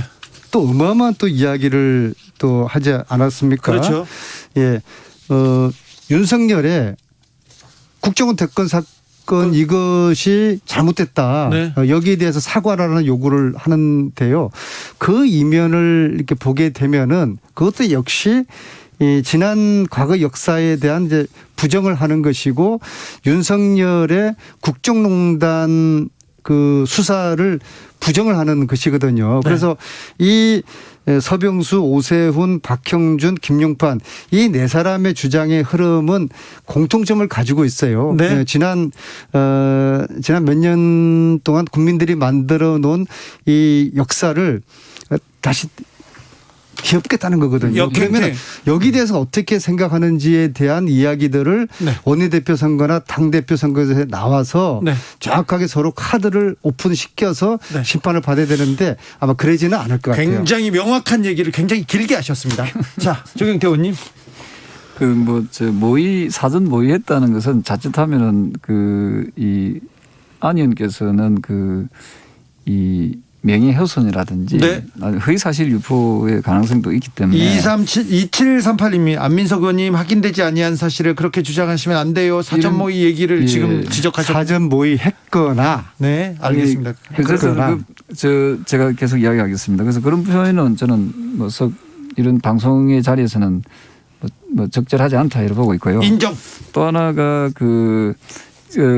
기존의 인물들에 대한 그 대국민적 이미지를 봤을 때 사실은 좀 퇴행적이다, 퇴보적이다 이런 그 비판의 목소리도 있을 수 있습니다. 그 부분은 안민석 인정. 네, 그런 부분에서 이번에 전당대회에서는 조금 좀 새로운 인물, 그렇죠. 그 새로운 인물이라는 의미가 저는 좀 더 합리적이고 좀 더 개혁적이고 또 기존의 어떤 당 운영 방식과 좀 다른 방식을 통해서 2030 미래 세대에 대한 그 꿈을 주고 또 나아가서 우리 당을 좀 대대적으로 좀 쇄신함으로써 수권 정당으로 만들어 달라는 그런 아마 당원들과 국민들의 어떤 요구도 많이 있을 거라고 생각합니다. 그래서 저는 나올 수 있는 당대표 후보들은 다 나와가지고 이 공정한 경선 과정을 통해서 우리 당원들과 국민들께 제대로 심판받으면 된다 이런 생각을 하죠. 그래서 황교안 전 대표 나오는 것도 괜찮다.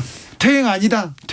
아니 그 판단을 황교안 대표는 당 대표로 나오는 게 아니거든요. 아 그래요? 네, 당 대표로 나오는 게 아니기 때문에 그게 대해서 너무 우리가 섭불리 예단할 필요는 없다 이 생각. 아 그렇죠. 나경원 전 원내대표는요? 지금 그분이 지금 재판 중에 있는 거 아닌가요? 아 그런가요? 안민석 의원님. 그 한교안, 나경원 이 이름 자체가 국민들이 볼 때는 물론 또 제가 볼 때도 그렇습니다. 이게 이제 과거로 회귀하는 이름들로 딱 상징되지 않습니까? 나경원 의원은 그걸 빠루라고 그럽니까? 네, 빠루. 그걸 여전사처럼 그게 딱 연상이 되고요.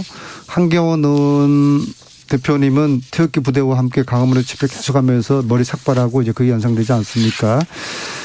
제가 이 한교안 전 대표나 나경원 전 대표의 등장도 아까 이야기했던 네 분의 그런 흐름하고 저는 같이 이제 보는 거예요. 예. 그래서 탄핵을 부정하는 것이죠. 그것은 뭐냐? 국정농단을 부정을 하는 거예요. 예. 그래서 국민들이 그 촛불을 들었던 그 민심을 부정하고 싶어하는 이러한 퇴행적인 역사가 이 흐름이 지금 국민의힘 내부에서 이루어지고 있는 건데 그렇지 부정할 수 있습니까, 정기태 의원님? 저는 선의의 경쟁을 통해서 어쨌든 그 당원들과 국민들께 심판받아야 된다는 입장이고요. 네. 나경원 전 원내대표도 만약에 당권에 도전하겠다 하면은 또 나올 수 있는 자격이 됩니다. 조금 전에 말씀드렸던 그 빠루는요, 나경원 전 원내대표가 사용한 게 아니라 국회 그 방어과 직원들이 사용했던 것을 보여준 건데 이것이 좀 오해를 많이 받았던 것 같아요. 나경원 전 대표가 들고 다닌 게 아니었나요? 예. 그래서 들긴 했잖아요. 이런 걸 이런 게 있었다는 것을 보여준 모습인데 이것이 네. 마치 이제 전 원내대표가 사용한 것처럼 이거는 분명히 잘못된 것을 바로잡아야 된다는 생각이고 저는 분명한 것은 어느 분이든 누군 된다 안 된다가 아니라 그건 뺄셈의 정치거든요. 네. 저는 저도 역시 이번에 당대표로 출마를 좀 하려고 좀 하고 있지 않습니까? 네. 그런 의미에서 누구든지 같이 선의의 경쟁을 통해서 네.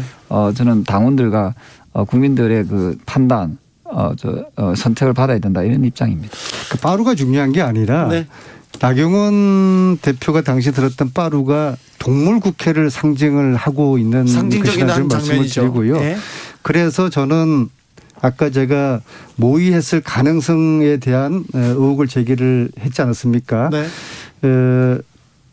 그런 흐름, 움직임이 지금 국민의힘 내부에 지금 흘러가고 있고 이것을 저는 김종인 전 비대위원장께서 이러한 상황을 예측하고 우려했던 것 같습니다. 그래서 그분이 표현했던 아사리판인가요? 아수리판인가요? 아사리판이죠. 네. 아사리판이라는 것을 역사를 퇴행시킬 수 있을 우려에 대해서 그것을 그분이 아사리판이라는 그 용어로 우려를 했던 것이라고 보는 것인데 지금의 국민의힘은 아사리판으로 가고 있다. 그렇게 생각을 하고 이게 이제 오만한 것이죠. 자신들이 지난 보궐선거에서 이겼던 것이 자신들이 잘했기 때문에 그런 착각을 하는 거예요. 그렇기 때문에 과거에 국정농단까지 탄핵까지 부정하고 싶은 그러한 심리가 숨겼던 발톱이 지금 표출되고 있다고 저는 보고 안민석 있습니다. 의원님, 좀 민주당에서 쇄신하는 걸 못 보여주는데 국민의힘에서 저렇게 보여주니까 좋잖아요. 안민석 의원님 입장에서는, 민주당 입장에서는. 그걸 굳이 제가 이렇게 이야기할 수는 없죠. 네. 그렇게 같이. 근데 저는 조경태, 안민석 이런 분들이 만나서 협치하고 대화하는 것처럼 새 대표가 꾸려지면 좀 여야가 협치하는 모습 좀 보였으면 하는데요. 저는 제가 당 대표가 되면은 보수 진보 보수의 기존 낡은 이념의 틀을 좀 깨고 싶습니다. 네. 지금 국민들은 코로나 이후에 굉장히 우울하고 힘들어하는 그런 상황에서 저는 보수다 진보다 이런 어떤 아주 낡은 이념 대립을 해 가지고 국민들을 피곤하게 할 것이 아니라 네. 국민들이 실질적으로 먹고 살 수 있게끔 할 수 있는 그런 훌륭한 정책들을 많이 만들어내고요. 또한 나아가서 2030 미래 세대들에게 희망을 줄 수 있는 그런 실용적인 정책을 저는 펼쳐나가는 그런 정당으로 거듭난다면은 네. 국민의힘 당에도 우리 국민들께서 좀 더 많은 기대를 하지 않을까 이런 생각을 합니다. 실용 조경태 수영이었습니다.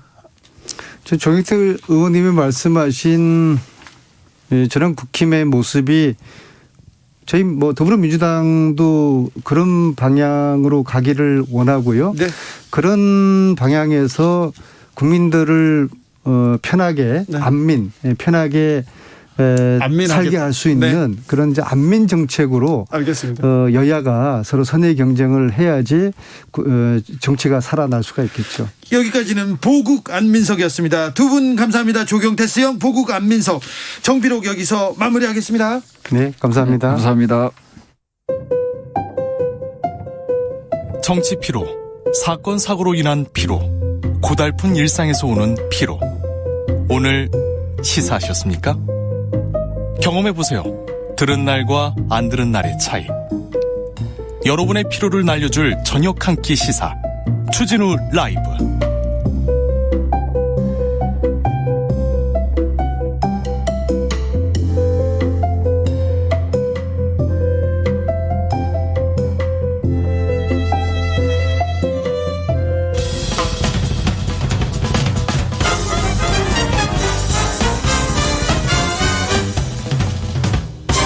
훅 인터뷰. 훅 인터뷰 이어가겠습니다. 거짓은 진실을 이기지 못했다. 이제 세상으로 나아가겠다. 정봉주 전 의원이 대법원에서 최종 무죄를 선고받았습니다. 그리고 이렇게 소감을 밝혔습니다. 4년이 넘는 재판이었습니다. 1심 무죄, 2심 무죄, 오늘 대법원까지 최종 무죄를 받았습니다. 성추행 의혹은 없었던 것으로 판명났습니다. 길고 어두운 터널에서 빠져나온 정봉주 전 의원 모셨습니다. 안녕하세요. 예, 안녕하세요. 정봉주입니다. 네, 오늘 대법원에서 최종 무죄 확정 받으셨어요. 오늘 예. 심정이 어떠셨어요? 4년 동안 재판이 무척 힘이 들었고요. 네. 그리고 보통 이렇게 이제 거짓 미투 누명을 쓰게 되면 둘 중에 하나로 종결이 되거든요. 네. 너무 고통스러워서 스스로 목숨을 끊습니다. 아니면 완전히 사회에서 사라지거나. 네. 아마 전 세계 정치인 중에서 유일하게 살아남은 케이스가 아닌가. 그리고 그랬는데도 오늘 이제 프레시아님 저를 4년 전에 보도를 한 거거든요. 네. 근데 이분들이 아직도 정신을 못 차리고 핵심이 이거거든요. 검찰이 기각을 했기 때문에 네. 성추행은 없었다. 네. 그리고 미투는 거짓말이었다. 네. 대법 확정. 네. 그런데 그 내용은 쓰지 않고 마치 고의성이 없었다. 다른 거로 또 오늘 기사를 바로 내요. 그러니까 또 다른 언론사들이 취재도 하지 않고 그걸 그대로 또 받았어요.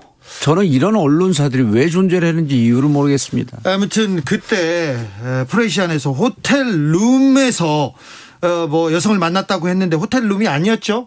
그리고 다른 언론에서는 호텔방 객실이라고 다 보도했는데 호텔방 객실이 아니라 호텔 카페였었죠. 네, 카페에 있는 룸이었습니다. 예. 자, 이 얘기는 그만해도 되겠죠. 이제? 그러면 분명한 건 성추행은 없었다. 미투는 거짓말이다. 대법원 확정 판결 무죄. 자, BBK 의혹을 제기했다가 감옥에 갔습니다. 그때 지하방송인 낙곰수라는 방송이 굉장히 10년 전에 영향력이 있어서 정봉주 의원은 감옥에 가게 됩니다. 그래서 갔다가 와서 정치를 재개하려고 기자회견하는 날 이 보도가 터져가지고 또 예. 재판을 계속 받았습니다. 맞습니다. 네. 예. BBK 저격수로 활동하다 1년 감옥 가셨어요. 근데 지금 갔다 와서 BBK는 이명박 거다. 다스도 이명박 거다. 이게 거의 증명이 됐는데요. 예. 그러면 일단 이거죠. 그때 당시에 이제 정봉주를 죄인으로 규정을 한 검찰과 법원 저한테 사과해야 되는 거 아닌가요? 그렇죠. 특별히 예. 검찰은 자기가 모순됐다고 증명을 했지 않습니까? 수사로서. 그렇죠. 네. 그리고 검찰도 법원도 사과하지 않고 그때 저를 사면하지 않고 실형을 1년 만기 출소했고 네. 대통령 퇴임하면서까지 끝까지 사면을 하지 않았어요. 근데 예. 이제 결론은 죄인은 정봉주가 아니라 이명박이었다. MB였다. 이게 네. 결론이 난 거 아닙니까? 네. 그러면은 사면 논의할 때가 아니죠. 지금 이명박 전 대통령 사면 논의할 때가 아니고 우선 감옥에서라도 저한테 사과를 좀 해야 됩니다. 사과가 먼저다. 그럼요. 그리고 반성해야죠. 그리고 저한테 사과하고 그리고 국민들에게 반성의 뜻을 전하고 국민들이 그때 받아들일 때 사면 얘기하는 거죠. 그리고 저는 이명박 전 대통령이 무척 당당하고 떳떳하게 살았다고 이렇게 자부하지 않습니까? 네. 그런 감옥에서 이렇게 얘기해야 저도 1년 동안 살 때 그런 얘기를 했어요. 이명박 대통령에게 사면 구걸하지 않겠다. 예. 당당하고 떳떳하면 지금 문재인 대통령에게 사면 구걸하지 않겠다 이렇게 얘기를 해야죠. 그 17년 금방 갑니다. 17년이요? 그럼요. 정봉주 의원한테 자, 잘못했다 사과하면 그러면 사면 논의해도 됩니까? 제가 대통령입니까? 알겠어요. 자, 오세훈, 박형준, 이명박 퀴즈들이 계속해서 정치로 돌아오고 있습니다. 이거 어떻게 보고 계시는지요? 민주당이 무척 잘못했죠. 그러니까 그들에게 돌아올 명분을 준 거고요. 박형준과 오세훈이 그 선거에서 이긴 것이 아니라 민주당이 진 거거든요. 패인은 있지만 승리 원인은 없었던 선거이기 때문에 오세훈, 박형준 그분들은 한 1년 정도 짧게 할 건데 민주당이 정신 차리면은 내년에 바로 또 선거가 있잖아요. 네. 그분들에게 룸을 주지 말아야죠. 그리고 박형준 부산시장 같은 경우는 겉으로는 점잖게 생겼는데 그런 사람인 줄 몰랐잖아요. 모든 비리가 다 공개되지 않았습니까? 내년 선거 때 다시 당선되기 좀 어렵겠죠. 아니, 비리 의혹이라고 하고요. 다시 또 이제 재판받으면 안 되잖아요. 비리 의혹인가요? 네. 유재중 그 전 의원 로부터 성추행 당했다. 라고 하는 것은 이제 조사가 들어가야 되는데 그 부산경찰청 제대로 할지 모르겠습니다. 알겠습니다. 재판을 받으면서도 많은 활동을 하셨어요. 민주당 탈당 그리고 열린민주당 창당. 이제 이 열린민주당을 만든 창당한 그 장본인으로서 열린민주당은 앞으로 어떻게 가야 된다고 생각하십니까? 저는 바로 이제 요 며칠 전까지는 통합해야 된다. 그리고 이제 문재인 대통령이라고 하는 큰 틀의 민주당이라고 하는 같은 우산 속에 있다고 봤는데 이번에 이제 내일 모레 전당대회 당대표 뽑지 않습니까? 근데 당원 당규를 역대 보다가도 처음 보는 당원 당규를 만드는데 그 당대당 통합이 되더라도 탈당했던 사람에게는 나중에 선출직에 출마하게 되면 25%의 감점을 주겠다. 이거 통합하지 말겠다는 거거든요.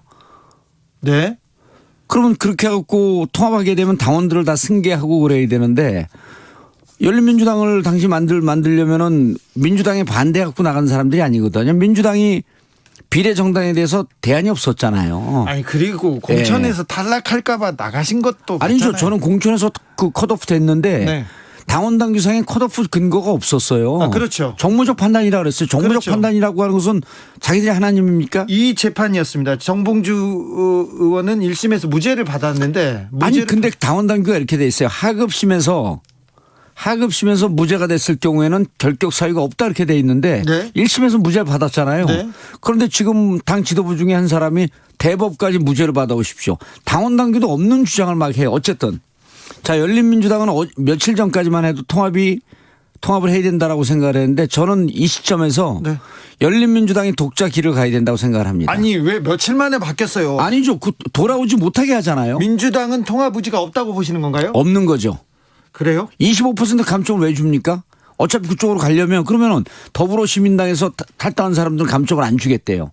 이게 무슨 이연령 비연령이에요? 고무줄 잣대가 어디 있습니까? 민주당이 고무줄 정당입니까? 그럼 열린민주당은 독자 노선으로 가는 가야 겁니까? 될 거라고 저는 생각을 합니다. 이렇게 통합을 안 하겠다라고 하는 민주당의 의지가 강경하다고 한다면 좋습니다. 대선 후보 내고 지금 민주당 정신 못 차리고 있거든요. 배는 뒤집어졌는데 살짝 흔들렸다고 착각을 해요. 아니 지금 대법원에서 무죄 받고 와가지고 지금 열린민주당 독자 노선 가겠다고 지금 선언하시세요? 그런 게 아니라 민주당에서 무조건 통합에 조건이 없다 이렇게 해야 되는데 돌아오는 사람들 탈당한 사람들 25% 감점 주겠다 그러잖아요. 그럼 주진우 의원이 아니네 여기는. 네, 저는 상관이 없습니다. 자, 아니 돌아오는 사람들한테 감점 주겠다는데 누가 돌아갑니까 거기다가? 의원님 좀 알겠어요. 의원님. 아니 전 의원이라고 불러주세요. 알겠어요. 정봉주 전 의원님. 한 번 의원한 걸 뭐 20년 써먹습니까? 봉도사 이제 좀 조용히 좀 하세요. 자, 정봉주 전 의원님. 의원님, 자, 아까 검사 판사들이 잘못한 거 인정해야 된다. 그러면 이제 명예회복을 위해서 사법적인 조치를 취할 생각입니까? BBK 저격수로서? 그렇죠. 이제 재심 들어가야 되겠죠. 물론 재심 청구하는 길이 어렵고 복잡하고 지난한 길입니다. 그런데 뭐 지금 제가 한 60년 좀 넘게 살았는데요. 어차피 지금까지 살아온 인생이 힘든 인생만 살아왔어요. 그러니까 힘든 인생 그냥 찾아서 가겠습니다. 60이 넘었는데 철은 잘 안 든다 이런 얘기는 나중에 하겠습니다. 자, 그리고 의원님 지금 다 해놓고 뭐 나중에 한대. 낙곰수 맏형인데요. 김어준 씨가 지금 최근 언론에서 공격을 당하고 있잖아요. 김어준 씨는 어떻게 해야 될까요? 김어준 씨요? 네. 오세훈 시장도 자르라 그러세요. 왜요? 자를 수 있으면. 네. 아니 언론은 뭐 자기들 쥐락펴락 합니까? 네. 알겠어요. 아니 그렇게 나쁜 사람이 그 청취율이 왜 이렇게 높게 나오겠어요? 알겠어요. 여기에 10배 나오는 것 같은데. 아니에요. 10배라니. 한 몇 배 안 나? 우리 18배? 저 저녁에 우리 제 주진우 라이브가 잘 나갑니다. 자, 의원님 보내드릴 시간이 다 됐습니다. 2007년 대선을 앞두고 아니 6분 물어보자고 사람을 불렀어요? 아니야, 지금 10분 됐어요. 2007년 대선을 앞두고 1년간 감옥에 다녀오셨습니다. 예. 그전에는 BBK 저격수로 이명박 비판에 맨 앞장에 서셨고요. 그다음에 그 이후에는 피선거권이 박탈돼서 10년간 정치를 못하는 등 그간 고초가 아주 컸어요. 앞으로 정봉주의 인생, 정봉주의 정치 계획은 어떻게 됩니까? 정확하게 모릅니다. 그런데 14년 동안 공부하면서 느낀 게 예. 제가 이 세상에 온 뜻은 분명히 있다고 생각을 합니다. 네. 그래서 그 뜻이 무엇인지 찾아보고 네. 오늘 무죄가 난 것의 이면에는 역시 신의 숨은 뜻이 있다고 생각을 하고 예. 이제는 좀 더 우리 사회에서 꼭 필요한데 네. 그리고 제가 서 있어야 할 곳으로 가겠습니다. 그래서 네. 제 개인의 이익이나 이해보다도 어떻게 또 다시 이 정권을 유지하고 좀 더 좋은 정부를 만들 수 있을지 그런 일에 헌신할 수 있으면 좀 거들겠습니다.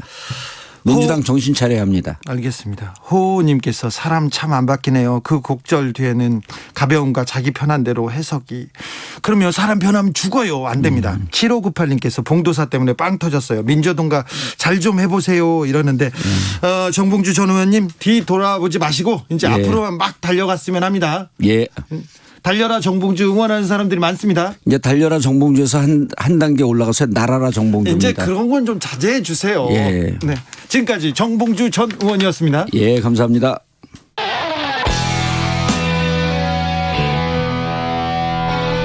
스치기만 해도 똑똑해진다. 드라이브 스루 시사 주진우 라이브.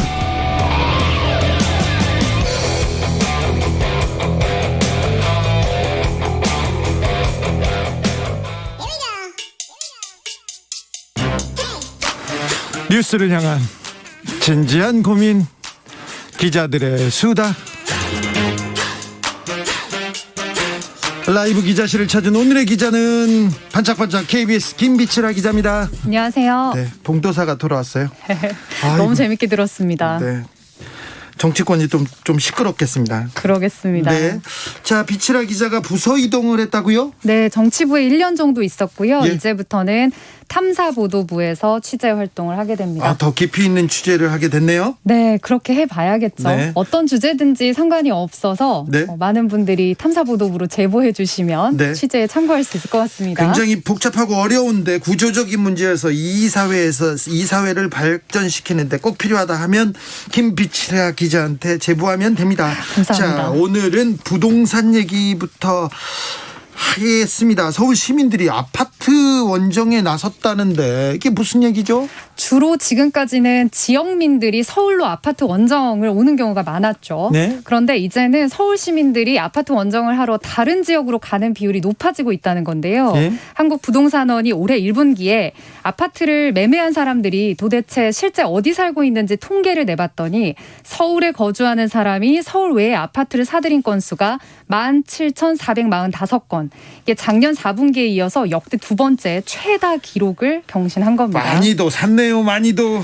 실제 서울 아파트의 거래량은 최근에 같은 기간에 준 게 사실입니다. 보통 1, 2월은 좀 매매 네. 비수기이기도 하고요. 지금 뭐 세금 관계도 있고 그래가지고 잘 그 거래는 줄었다고 하더라고요. 그러니까 지금까지 그 서울의 아파트 가격을 경신을 주도해오던 서울 시민들이 이제는 다른 데로 눈을 돌려서 다른 지역의 집값을 올리는데 좀 역할을 하고 있다. 이렇게 분석이 되는데요. 왜냐하면 살펴봤더니 과연 서울 외에 다른 지역 어디를 샀냐 봤더니 경기도와 인천이 무려 74%입니다. 네. 실제 올 들어서 아파트 값이 제일 많이 오른 지역의 전국 상위 10개 지역을 뽑아보면 전부 다 경기 인천인데요. 그러니까 서울 시민들이 경기와 인천을 가서 이제 서울 아파트 집값의 급등세가 조금 완만한 사이에 이쪽 집값을 좀 올리고 있는데 역할을 하고 있는 겁니다. 근데 하나 또 눈여겨볼 만한 점은 이 중에서 30대 이하, 그러니까 2030이 경기 인천을 구매한 비율이 처음으로 또 30%를 넘었습니다. 그럼 2030 젊은 층들이 지금 인천 경기 막 이렇게 사들이고 있다고 봐야 됩니까? 2030 입장에서 봤을 때는 이제 도저히 영끌해서도 대출 안 나오는 서울 아파트는 살 수 없다. 그리고 청약 가점도 너무 부족해서 서울 아파트는 못 산다 판단을 내리고 경기 인천으로 갔습니다. 영끌하던 2030이 이제 경기 인천까지 눈을 올리면서 또 집값이 급등하고 있는데 어떻게 이거 막아야 될지 정말 정부도 고민일 것 같습니다. 서울 집값 좀 안정돼가고 있는 거 아닌가요? 좀 한정세를 좀 탄다고 얘기가 나오던데 아직 갈 길이 좀 먼가요? 네, 지난주 이 시간에 뭐 전해드렸듯이 아비어 목성, 요즘에 줄여서 이렇게 얘기하더라고요. 아비요? 압구정 여의도 목동 성수를 합해서 예. 이제 아비어 목성 이렇게 아비어인 부른다고 줄 알았어요. 하는데요. 예. 네, 이 아비어 목성이 그저께인 지난 27일부터 이제 토지 거래할 때 구청의 허가를 받도록 지정이 되지 않았습니까? 굉장히 깐깐합니다. 이게 이제부터는 이 지역에 집을 사면 2년간 실제 거주도 해야 됩니다. 거주해야 되고요. 돈을 어디에서 가져왔는지, 어떤 그 금융을 통해서 어떻게 조달할 건지, 그 돈은 어디서 나왔는지 막 그걸 신고해야 돼요. 그러다 보니까 거래가 비교적 잠길 수밖에 없는데 서울 지역에서 재건축이 예정됐지만 아비어 목성에 포함되지 않은 다른 아파트들이 풍선 효과로 오르고 있는 게 벌써 나타나고 있습니다. 아, 그래요? 지금 오세훈 시장이 아비오 목동 성수를 이렇게 묶었더니 다른 데가 좀 오르고 있어요? 일단은 강남의 압구정을 묶었더니 인근 반포와 도곡동 아파트에서 지난주에 실제 그 부동산원에 신고된 신고가 거래 건수들이 계속 나오고 있고요. 예? 이게 지난해에도 송파구 잠실하고 강남구의 삼성 대치 청담을 거래 허가 구역으로 지정을 하니까 바로 인근 집값이 오히려 뛰면서 내려오지 않았던 현상인데 이것과 비슷한 현상을 벌써 보이고 있습니다. 네. 그리고 강북권에도 이제 주요 재건축 예정 단지들이 꽤 있는데 특히 이제 노원구 보시면 상계, 중계, 월계에 이제 재건축 예정지들이 꽤 있거든요. 네. 상계 주공 6단지 같은 경우가 대표적으로 20평형대가 지난달에 7억 원대, 이것도 사실 엄청 오른 가격입니다. 80년도에 지어진 아파트가 7억 원대였는데 현재 아비어 목성이 지정되고 나서 호가가 9억까지 실제 상승을 했습니다. 초고가 아파트 가격은 좀 안정된다고 앞 시간에 전해드렸는데 아직 안정세로 가려면 좀 시간이 걸릴 것 같습니다. 재건축을 하게 되면 실제 이익을 보는 사람들이 누군지 분석한 결과가 있습니다.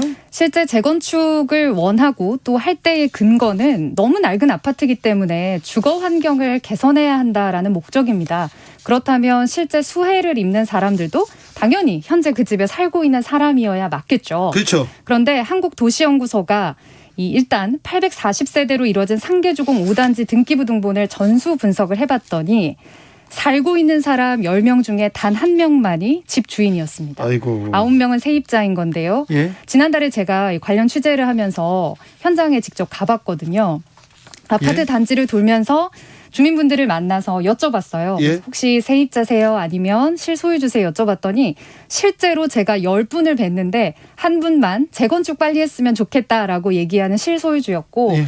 9분은 이제 세입자네요. 세입자인데 예. 지금 세입자들이 굉장히 어려운 상황이 재건축을 예정이 돼 있기 때문에 당시 제가 갔던 상계주공 5단지도 11평형의 매매가가 7억이었어요. 근데 예? 집은 낡았기 때문에 현재 살고 계신 전세 물건은 1억 정도였거든요. 그렇죠. 그럼 이분들이 1억을 가지고 다시 받아서 나가서 비슷한 값에 못 가죠. 서울 지역에서 구할 수 있느냐. 다른 동네 가서 비슷한 평형의 아파트 전세 어렵습니다. 이거 걱정이네요. 대부분이 10년 정도 넘게 살고 계신 어르신들이었고요. 예. 아마도 이제 이곳을 떠나서 뭐 인천이나 경기 지역의 다른 곳들을 알아봐야겠다라고 얘기하시는 분이었습니다. 아이고. 반면에 강남 은마 아파트도 등기부 등본을 떼봤는데요. 상황은 다르지 않지만 좀 유의미한 결과가 있습니다. 전체 거주자 중에서 세입자 비율이 은마 아파트도 68%, 그러니까 10명 중에 7명은 집주인이 아닌 건데 그렇다면 실제 음마아파트에 거주하지 않고 있는 소유주는 어디를 살고 있을까 살펴봤더니 그 주변에 살죠. 강남구 네. 33.8%로 네. 가장 높았습니다. 그 주변에 그러니까 살아요. 음마아파트에 투자를 해놓고 재건축을 기다리면서 기다리고 있는 강남구의 투자자들이 많은 것이 현실이었습니다. 예. 그러니까 결국에 재건축을 하면 집값이 안정될까, 공급이 늘어날까 하는 부분들을 좀 잘 생각해서 정책을 펼치셔야겠다 생각이 됩니다. 그렇네요. YNU님께서 주진우님 보궐선거 전에 의원들이 LH 사건 계기로 자신과 가족들의 부동산 조사 받겠다, 동의서를 받겠다 막 이랬잖아요. 그런데 선거 이긴 후에 그 소식 왜 속 들어갑니까 얘기합니다. 그래서 비치라 기자가 준비해왔습니다. 자, 국회의원 부동산 전수조사 어떻게 됐어요? 방금 그 청취자께서 보내주신 것처럼 국민들이 관심을 갖지 않으면 늘 결과를 알 수가 없습니다. 정치인들은요, 국민을 위해서 막 열심히 안 합니다. 그런데 국민들이 쳐다보고 너 왜 안 하냐 그러면 엄청 열심히 합니다. 물론 열심히 하는 의원도 있는데 조금밖에 없다고 생각하고 국민의 힘으로, 깨어있는 시민의 힘으로 국회의원들, 정치인들 일하게 만들어야 됩니다. 그래서 권익위 특별조사단이 민주당 의원들이 의뢰를 했기 때문에 예? 민주당 의원 전원인 174명과 배우자와 직계 좀비소까지 조사를 하고 있습니다. 아, 민주당 의원들은 하고 있네요. 그런데 당초 원래는 이번 달 안에 결과를 발표할 계획이었습니다. 네. 근데 벌써 4월 말일이 다가오고 있죠. 그래서 조사 어떻게 되고 있느냐, 왜 발표 안 하느냐 권익위에 이제 물어봤더니 권익위가 이제 브리핑을 열었습니다. 조사를 해봤더니 예상보다 시일이 더 걸려서 기간을 일단 연장을 해야겠다. 그러면서 이 세밀한 조사를 위해서 민주당 의원들에게 금융거래 내역을 직접 달라고 추가로 요청을 했다. 이렇게 발표를 했는데요. 청취자께서도 궁금해하셨지만 당초 이달 안에 결과를 내겠다라고 속도를 내려고 했으면 처음부터 이런 것들 다 동의서 받아서 했다면 빠른 결과가 나왔을 텐데 이제서야 하는 모습에 저도 고개를 좀 갸우뚱하게 됐고요. 민주당의 경우에는 결과가 나오면 또 징계할 거 하겠다라는 동일한 입장입니다. 국민의힘은요? 국민의힘은 기억하실지 모르겠지만 이 애초에 민주당만 조사를 의뢰한 것이 전현희 전 민주당 의원이 권익위원장이기 때문에 이 전수조사 셀프조사다, 결과 나와도 인정하기 어렵다, 이런 입장인데 주호영 당시 원내대표가 조사 결과 어디 나오는 거 보고 우리도 하겠다라고 밝히고 이제 원내대표를 내려오지 않았습니까? 네. 현재 국민의힘 어떻게 될지는 아주 불투명한 상황입니다. 국민의힘은 좀 안 하겠다 이런 생각으로 보이네요. 지금으로서는 하겠다라고 하려면 권익위의 조사 결과에서 민주당 의원들의 투기 의혹들이 많이 밝혀졌다는 전제가 있어야겠죠. 전제가 있어도 그때 가서 판단한다는 거 아니에요? 특검 국정조사 얘기도 나왔었는데 이거는 이 얘기는 또 쏙 들어갔어요? 네, 이것도 기억하시는 분들 많지 않으실 수 있는데요. 한창 LH 투기로 뜨거웠고 재보궐선거가 이제 막 시작되기 직전에 민주당과 국민의힘이 전수조사도 하고 LH 특검도 하고 국정조사도 하자 해서 여야가 합의를 했습니다. 국민들 다 알고 있어요. 가슴속에 다 이렇게 다 묻어놓고 있어요. 그래서 3+3 협의체까지 구성을 했는데 선거 전에 첫 번째 회의는 했습니다. 그런데 아직까지 두 번째 회의가 없고 첫 번째 회의를 할 때 쟁점이었던 특검 대상에 문재인 대통령의 경남 양산 사저를 포함할 것이냐, 안 할 것이냐, 그리고 국정조사도 범위를 어디까지로 할 것이냐라는 그 쟁점에 대해서 더 이상 논의가 진전되지 않은 채 오늘까지 왔습니다. 선거 끝나니까 얘기 아예 안 하죠? 서로 회의도 안 하죠? 전혀 안 하고요. 예? 특히 여러분이 언론 찾아보시면 아실 텐데 당시 LH 투기 때문에 선거 전에는 국회의원뿐 아니라 지역의 시의원들, 기초자치단체장들도 우리 셀프 조사하고 다 맡기겠다라고 했지만 했죠. 역시 언급조차 나오지 않고 있습니다. 뻔뻔하네요.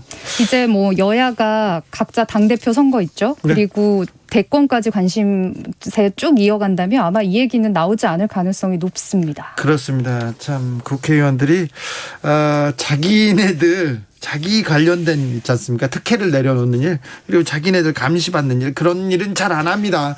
국민들이 화나면 그때서야 합니다. 안타까운데요. 1457님께서 그래도 말뿐인 여당보다는 안 한다는 국민의힘이 낫네요. 그런가요? 약속은 지킨다는. 예, 약속을 지켰다고요? 네, 그렇게 생각하시네요. 기자들의 수다 KBS 김미치라 기자였습니다. 감사합니다. 고맙습니다. 교통정보 듣고 올게요. 오수미 씨. 네, 이 시각 교통정보입니다. 지금 남해고속도로 부산 방향으로만 2건의 사고가 있습니다. 창원 1터널에서 승용차 사고가 있어 여파로 정체고요. 또 대저 분기점 부근에서도 사고가 나면서 북부산 요금소부터 많이 밀리고 있습니다. 사고 지점 지나서도 덕천 일대까지는 차들이 많아 속도가 떨어져 있고요. 중앙고속도로 부산 쪽으로는 대저 분기점부터 삼락까지 3km 막힙니다. 호남고속도로 천안 방향 동광주에서만 밀리고 있습니다. 반대 순천 쪽으로는 산월에서 속도를 줄이고요. 서해안고속도로 서울 쪽 서평택에서 화성휴게소까지 10km 정체고 다시 비봉에서 용담터널 일직분기점에서 금천까지 느리게 이동을 합니다. 평택 시흥간고속도로 시흥 방향은 조암부터 송산 마도까지 14km나 느리게 이동을 하고 있습니다. 지금까지 KBS 교통정보센터였습니다. 주진우 라이브.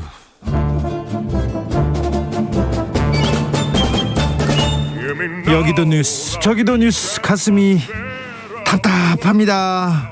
그런데 뇌 휴식을 드리는 시간이 필요하겠습니다. 한 달에 한 권 맛있는 책을 만난다. 월간 책의 맛. 김갑수 문화평론가 어서 오세요. 안녕하세요. 정선태 국민대 글로벌 인문지역대학장님 어서 오세요. 네, 안녕하세요. 아유, 너무 오랜만에 뵙습니다. 한 달 만에 뵙습니다. 4월이 다 갔어요. 네, 4월이 다가버렸습니다. 교수님의 4월은 어땠습니까? 중간고사가 있어서 그나마 조금 한숨을 돌릴 수가 있었네요. 네, 그래요. 네. 김갑수 평론가님. 아니, 저야 뭐 그냥 생존으로. 네. 근데 오늘 뇌 휴식을 주는 시간이 아니라 반대로 뇌 고통과 긴장을 좀 줄 수도 있는 책을 가져오셨습니다. 네. 월간 책의 맛. 오늘의 책은 조지 오웰의 나는 왜 쓰는가입니다. 이 책을 고르신 이유가 뭐죠? 잘 아실 텐데요.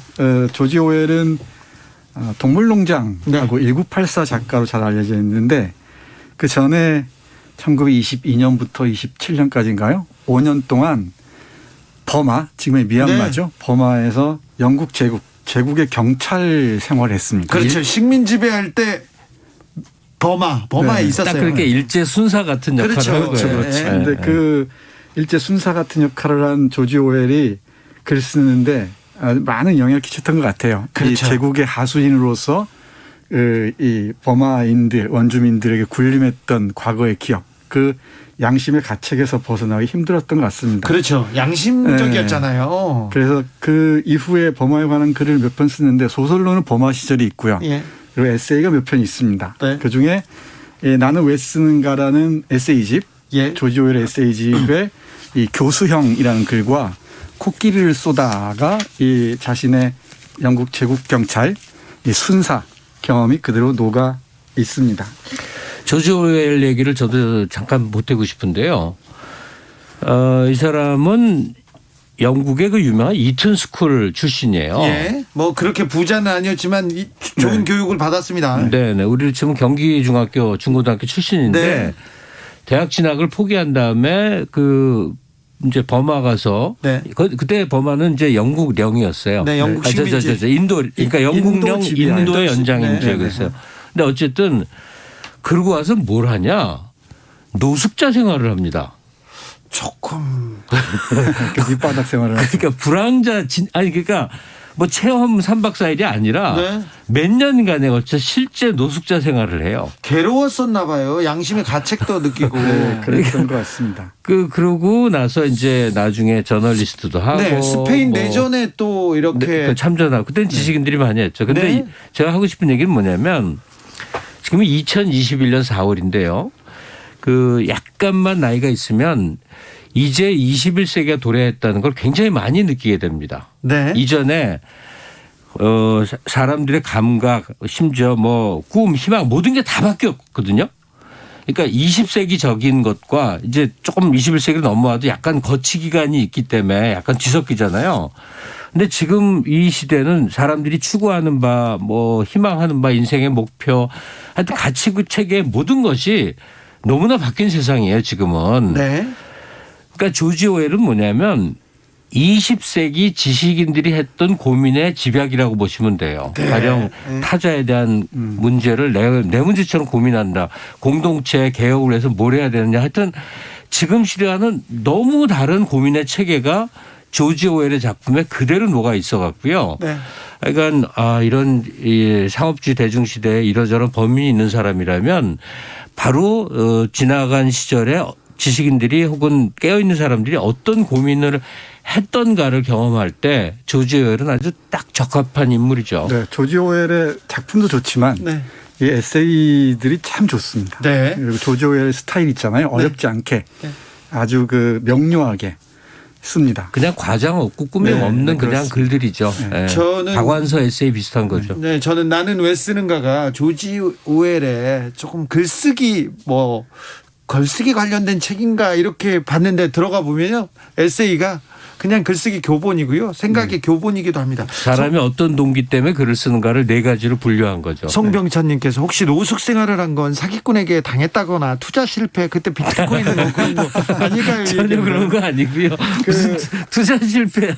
그 조지 오웰 스스로 쓴 그 자서전적인 글이 위건부두로 가는 길이라는 그 르포르타주의 9장에 실려 있거든요. 거기 보면은 27년 휴가를 나와서 안 들어갔다는 거예요. 직장을 때려치고 했다는 거예요. 그 이유가 뭐냐면 너무 미안하고 이 사악한 압제 일원이 됐다는 게 고통스러웠던 거죠. 그리고 스스로 이제 불황아, 접시 닦기, 이 거지 생활로 들어갔던 거죠. 그게 파리와 런던의 밑바닥 생활이라는 책으로 나와 있는데 아주 대단합니다. 그래서 식민지 그 집의 피지배자들이죠. 피지배자들이 매일 꿈속에 나타나고 자신의 양심의 가책을 감당할 수가 없었다고 얘기해요. 아마 그랬던 것 같습니다. 강포비님께서 나는 왜 쓰는가에서 저는요 마라케시아고요. 맞습니다. 코끼리를 쏘다가 아주 좋았습니다. 얘기합니다. 코끼리를 쏘다가 이게 그 얘기를 좀 하죠. 버마를 지금 다룬 에세이죠? 네, 맞습니다. 버마는 미얀마를 말하는 거예요. 그렇죠. 1989년이죠. 쿠데타 이전까지는 버마라 불렸었는데 얘기 좀 깁니다만 그 이후에는 버마 종만의 나라가 아니고 전 버마라 영토에 사는 사람들의 나라다 해서 미얀마로 바꿨습니다. 사람에 따라서 부르는 건 다른 것 같습니다. 여기 코끼리를 쏘다는 이 제국 경찰 순사라고 하는 게 참 좋겠네요. 순사로 일하던 이 화자 나죠. 이 나가 이 원주민들이죠. 그러니까 버마인들의 뭐랄까요? 이 요청에 못 이겨서 코끼리를 쏘게 되는 과정을 보여주는데 결론부터 말씀드리면은 이 억압받는 사람들은 물론 고통스럽지만은 이 지배자의 일원으로 이 식민지에 가서 생활하고 이 공직을 감당한다는 것도 영혼의 파괴까지 맛볼 정도로 고통스러운 일이라는 겁니다. 그렇죠. 네. 한 단락 좀 읽어주세요. 네. 한 단락 보시면 이렇습니다. 나는 이론적으로는 전적으로 버마인들 편이었고 그들의 압제자인 영국인들을 전적으로 적대시했다. 그래서 괴롭죠. 양심적으로. 내가 하고 있던 일에 대해서는 내가 설명할 수 있는 그 어떤 정도보다 지독하게 혐오했다. 내가 알았던 것이라곤 내가 섬기던 제국에 대한 나의 증오와 도무지 일을 할 수 없게 만들려던 악독하고 자그마한 인간들에 대한 나의 분노 사이에 내가 끼어 있다는 사실뿐이었다. 마음 한편으로 나는 영국의 지배를 납작 엎드린 민족들의 의지를 영영 억누르는 거역 불가능한 압제를 생각했다. 그런가 하면 다른 한편으로 총검으로 승려, 이 승려들이 이 당시에 저항운동을 많이 하거든요. 승려들을 배를 찔러버리고 싶었다. 이런 얘기인데 결국은 인간의 영혼이랄까요? 정신까지를 파괴하는 식민 지배에 대한 아주 조용한 비판이라고 얘기할 수 있을 것 같습니다. 근데 지금 그 정선태 교수가 읽어준 대목이 조지 오웰이 쓴 오늘 소개한 책 나는 왜 쓰는가가 여러 편의 에세이로 모아져 있는 모음집인데 그중에 한 편 이제 코끼리를 쏘다라는 이 작품이에요. 근데 이게 1936년에 쓰여졌습니다. 발표할 거예요. 1930년. 다 바로 우리 일제 때죠. 근데 제가 굉장히 미묘한 기분으로 이걸 읽었는데 뭐냐면 글은 물론 쓰여지는 그 작가 중심으로 쓰여지게 되잖아요. 근데 조지 오웰은 상황을 마치 들여다보는 듯하게 이제 묘사하는 능력이 있는 사람인데 버마의 어떤 그 시골인데 거기서 이렇게 발전기에 다다른 코끼리가 막 난동을 피워서 사람이 밟혀 죽고 막 이래서 자기가 순사니까 가서 총으로 이제 쏴서 제압을 해야 되는 그 상황에 대한 묘사예요. 그래서 그 범아인들은 원주민이라고 묘사가 됩니다. 무려 2천여 명이 모여서 구경을 해요. 네. 그러니까 이걸 읽으면 어떤 식으로 흘러가냐면 이 상황 속에 있는 그 식민 관리는 굉장히 섬세하고 복합적이고 내면적인 내적 생각의 흐름들이 있고요. 원주민이라고 묘사되는 2천여 명의 버마인들은 그들입니다. 그냥 한 무리가 돼서 말하자면 무지하고 그냥 우리가 생각하는 그 원주민들 이 인파들 있잖아요. 그래서 빨리 코끼리를 죽여면 고기를 빨리 떼가서 얼른 구워 먹어야지 해갖고 그런 흥미에 빠져 있는 객체로 묘사가 되거든요. 그러니까 조지 오웰이 나쁘다는 뜻이 아니라 일제 때 식민 통치의 일원이었던 일본인들이 자기들을 독자적이고 우월한 개체로 생각한 반면에 조선인들은 그냥 무리 덩어리로 그러니까 원주민 덩어리로 버마인들이 묘사되듯이 그렇게 그려지겠구나. 예. 그런 인식 속에서의 서방 열강들의 동질성과 우리 같은 식민 지배를 받는 원주민들 낙후된 사람들의 덩어리가 이렇게 구분되는구나가 조지 오웰의 작품 속에 의도치 않게 그려지는 거예요. 그러니까 우리는 지금은 우리가 일본의 무슨 뭐도 아니고 대등하졌습니까 최소한. 그러니까 이런 상황의 변화 같은 걸 참 느끼게 돼요. 이 코끼리를 읽다 보면서 저 영국인들 눈에 버마인들 한 명 한 명은 그냥 주관적인 감성이나 생각이나 지각이 없는 덩어리 개체로 보이는구나. 덩어리로 군집으로 보이는구나. 뭐 이런 생각을 참 하면서 봤어요. 조지 오웰에게마저도 어떤 부분에서 그렇게 보인다는 얘기죠.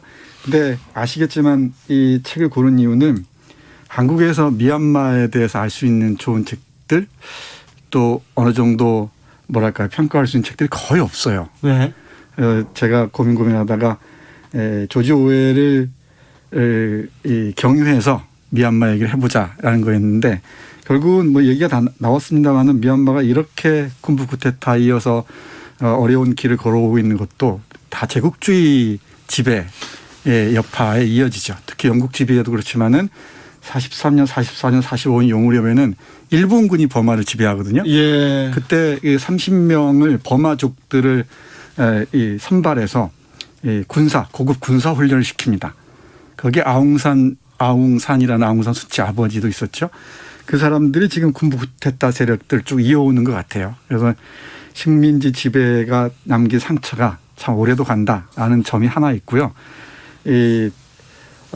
그러네요. 또 하나는 또 하나는 그 버마 사람들 중에 버마 시절에 잘 나오는 얘기들인데 버마 사람들이 영국인을 조지 오웰보다 더 좋아하는 거죠. 그러니까 조지 오웰은 영국 지배에 대해서 비판적인데 이 조지 오웰의 버마인 친구들 있죠. 인도인이나 버마인 친구들은 영국의 지배를 감지덕지하게 받아들인 겁니다. 그러니까 지금 그 얘기는 어디냐면 그 다음 작품 교수형이라는 데서 나오는데. 그렇죠. 거기에 언급이 되죠. 그 한 사람들이 교수형에 처하는데 그 교수형을 선고를 때린 버마인 치안판사, 영국인 그 형무소장, 그다음에 뭐 이 두루두루 여러 족속들이 모여서 너무 즐겁게 일을 하는 거예요. 아이고. 아침에 짐 치우듯이 쟤 빨리 죽여. 신경질나. 어쩌고저쩌고 하면서 진짜 교수형 목매달아서 이제 죽여버리고 자기들끼리 같이 이렇게 위스키 마시면서 파티하는 얘기예요. 근데 이게 무슨 문학적으로 그려진 게 아니라 조지 오웰이 그 당시 순사로서 그 현장에서 경험한 있는 그대로의 아주 그대로의 묘사예요. 네. 그러니까 이 조지 오웰은 일단 작가로서 엄청난 게 그 맨 첫 번째 작품이 뭐죠? 제가 이북으로 있어갖고 그 노숙자 생활을 스파이크라는 제목의 작품인데 노숙자 생활을 그냥 그려지듯이 그대로 했습니다. 지금 서울역 가면 계시는 분들이 그 무료 급식소 다녀오는 거 비슷한 얘기라고 생각하시면 되는데 너무나 이렇게 그려져 있는데요. 조지 오웰 작품 이렇게 읽다 보면 그냥 그 현장에 실제로 있는 것 같은 느낌이 고스란히 듭니다. 네. 이 나는 왜 쓰는가라는 그 표제작이 있을 거 아닙니까? 예. 나는 왜 쓰는가인데 네 가지를 얘기하잖아요. 순전한 이기심에서 쓰는 사람이 있고. 그러니까 자기가 돋보이고 싶어서 쓰는 거. 똑똑해 보이고 싶어서. 두 번째는 미학적 열정. 네. 때문에 있고. 문장이 그리 갖는 감각적 열광에 도취가 되면 빠져요. 저 같은 경우입니다만. 그거에 미쳐버리는 거. 그래요? 그다음에 역사적 충동 때문에 쓴다 그러고. 네. 네 번째 정치적 목적인데 조지 오웰은 동물농장을 예로 들면서 자신의 정치적 목적과 예술적 충동이 어우러지는 글을 쓰고 싶었다라고 얘기를 지금 하네요. 말한 네 번째 목적이 제일 중요한 건데 그렇죠. 조지 오웰은 100여 년 전에 신념을 갖게 돼요. 인간의 모든 행위, 물 마시고 밥 먹는 것도 정치적인 행위다. 이걸 자각하게 되는 것이죠. 네. 그래서 내가 글을 쓴다고 하는 것은 이 사회에 어떤 움직임에 작용을 하는 것이다라는 신념을. 이 사람은 사회주의자예요. 네. 근데 하여간 내 글쓰기라는 게 그리고 스탈린이즘에 대해서 엄청나게 이제 저항했던 네. 전체주의에 대해 싸웠던 사람인데 가면서 왔다 갔다 하네요. 미얀마 얘기하다가 일로 온 거죠. 아니, 괜찮아요. 원래 그랬어요 우리가. 원래 그랬나? 네, 이거 정상입니다. 아주 좋습니다. 아니 제가 마스크에 써 있는 글자 혹시 보이세요? 세이브 미얀마라고 써 있어요. 네, 그러네요. 마스크. 지금 미얀마가 겪는 사정에 대해서 세계 좀 산다는 나라 중에 한국처럼 관심 갖고 무엇라도 해보려고 네. 힘의 한계는 느끼지만 이렇게 애쓰는 경우가 없는데요. 네. 이게 우리나라가 시금석입니다. 네. 뭐 혹시 우리 힘이 못 돼서 미얀마 민주화에 큰 역할이 안 될지라도 전 국민이 이렇게 마음 쓰고 그렇죠. 정부는 정부대로 뭐라도 하려고 지금 애쓰는 이거 있잖아요. 네. 이게 우리가 좀 더 나은 국가가 되는 이제 하나의 그 시금석처럼 보이니까요. 네. 정말 잠시도 관심을 놓치지 말고 네. 미얀마의 진행 과정 전체를 보도를 통해서건 뭐건 계속 우리가 팔로우업을 해야 된다고 생각을 해요. 네. 미얀마를 위해서 기도합니다. 네, 주진우 라이브에서 미얀마 얘기하는 것도 좀 그런 맥락에서 의미가 있겠죠. 네. 설송님께서 책의 맛 정말 소중합니다. 핵 소중해요 얘기합니다. 그러게요. 너무 좋았습니다. 김갑수 평론가님, 정선태 교수님 오늘도 감사했습니다. 네, 고맙습니다. 네. 김갑수 평론가의 추천곡 라이언 킹 OST 중에서 Circle of Life 들으면서 주진우 라이브 여기서 인사드리겠습니다. 저는 내일 오후 5시 5분에 돌아오겠습니다. 지금까지 주진우였습니다.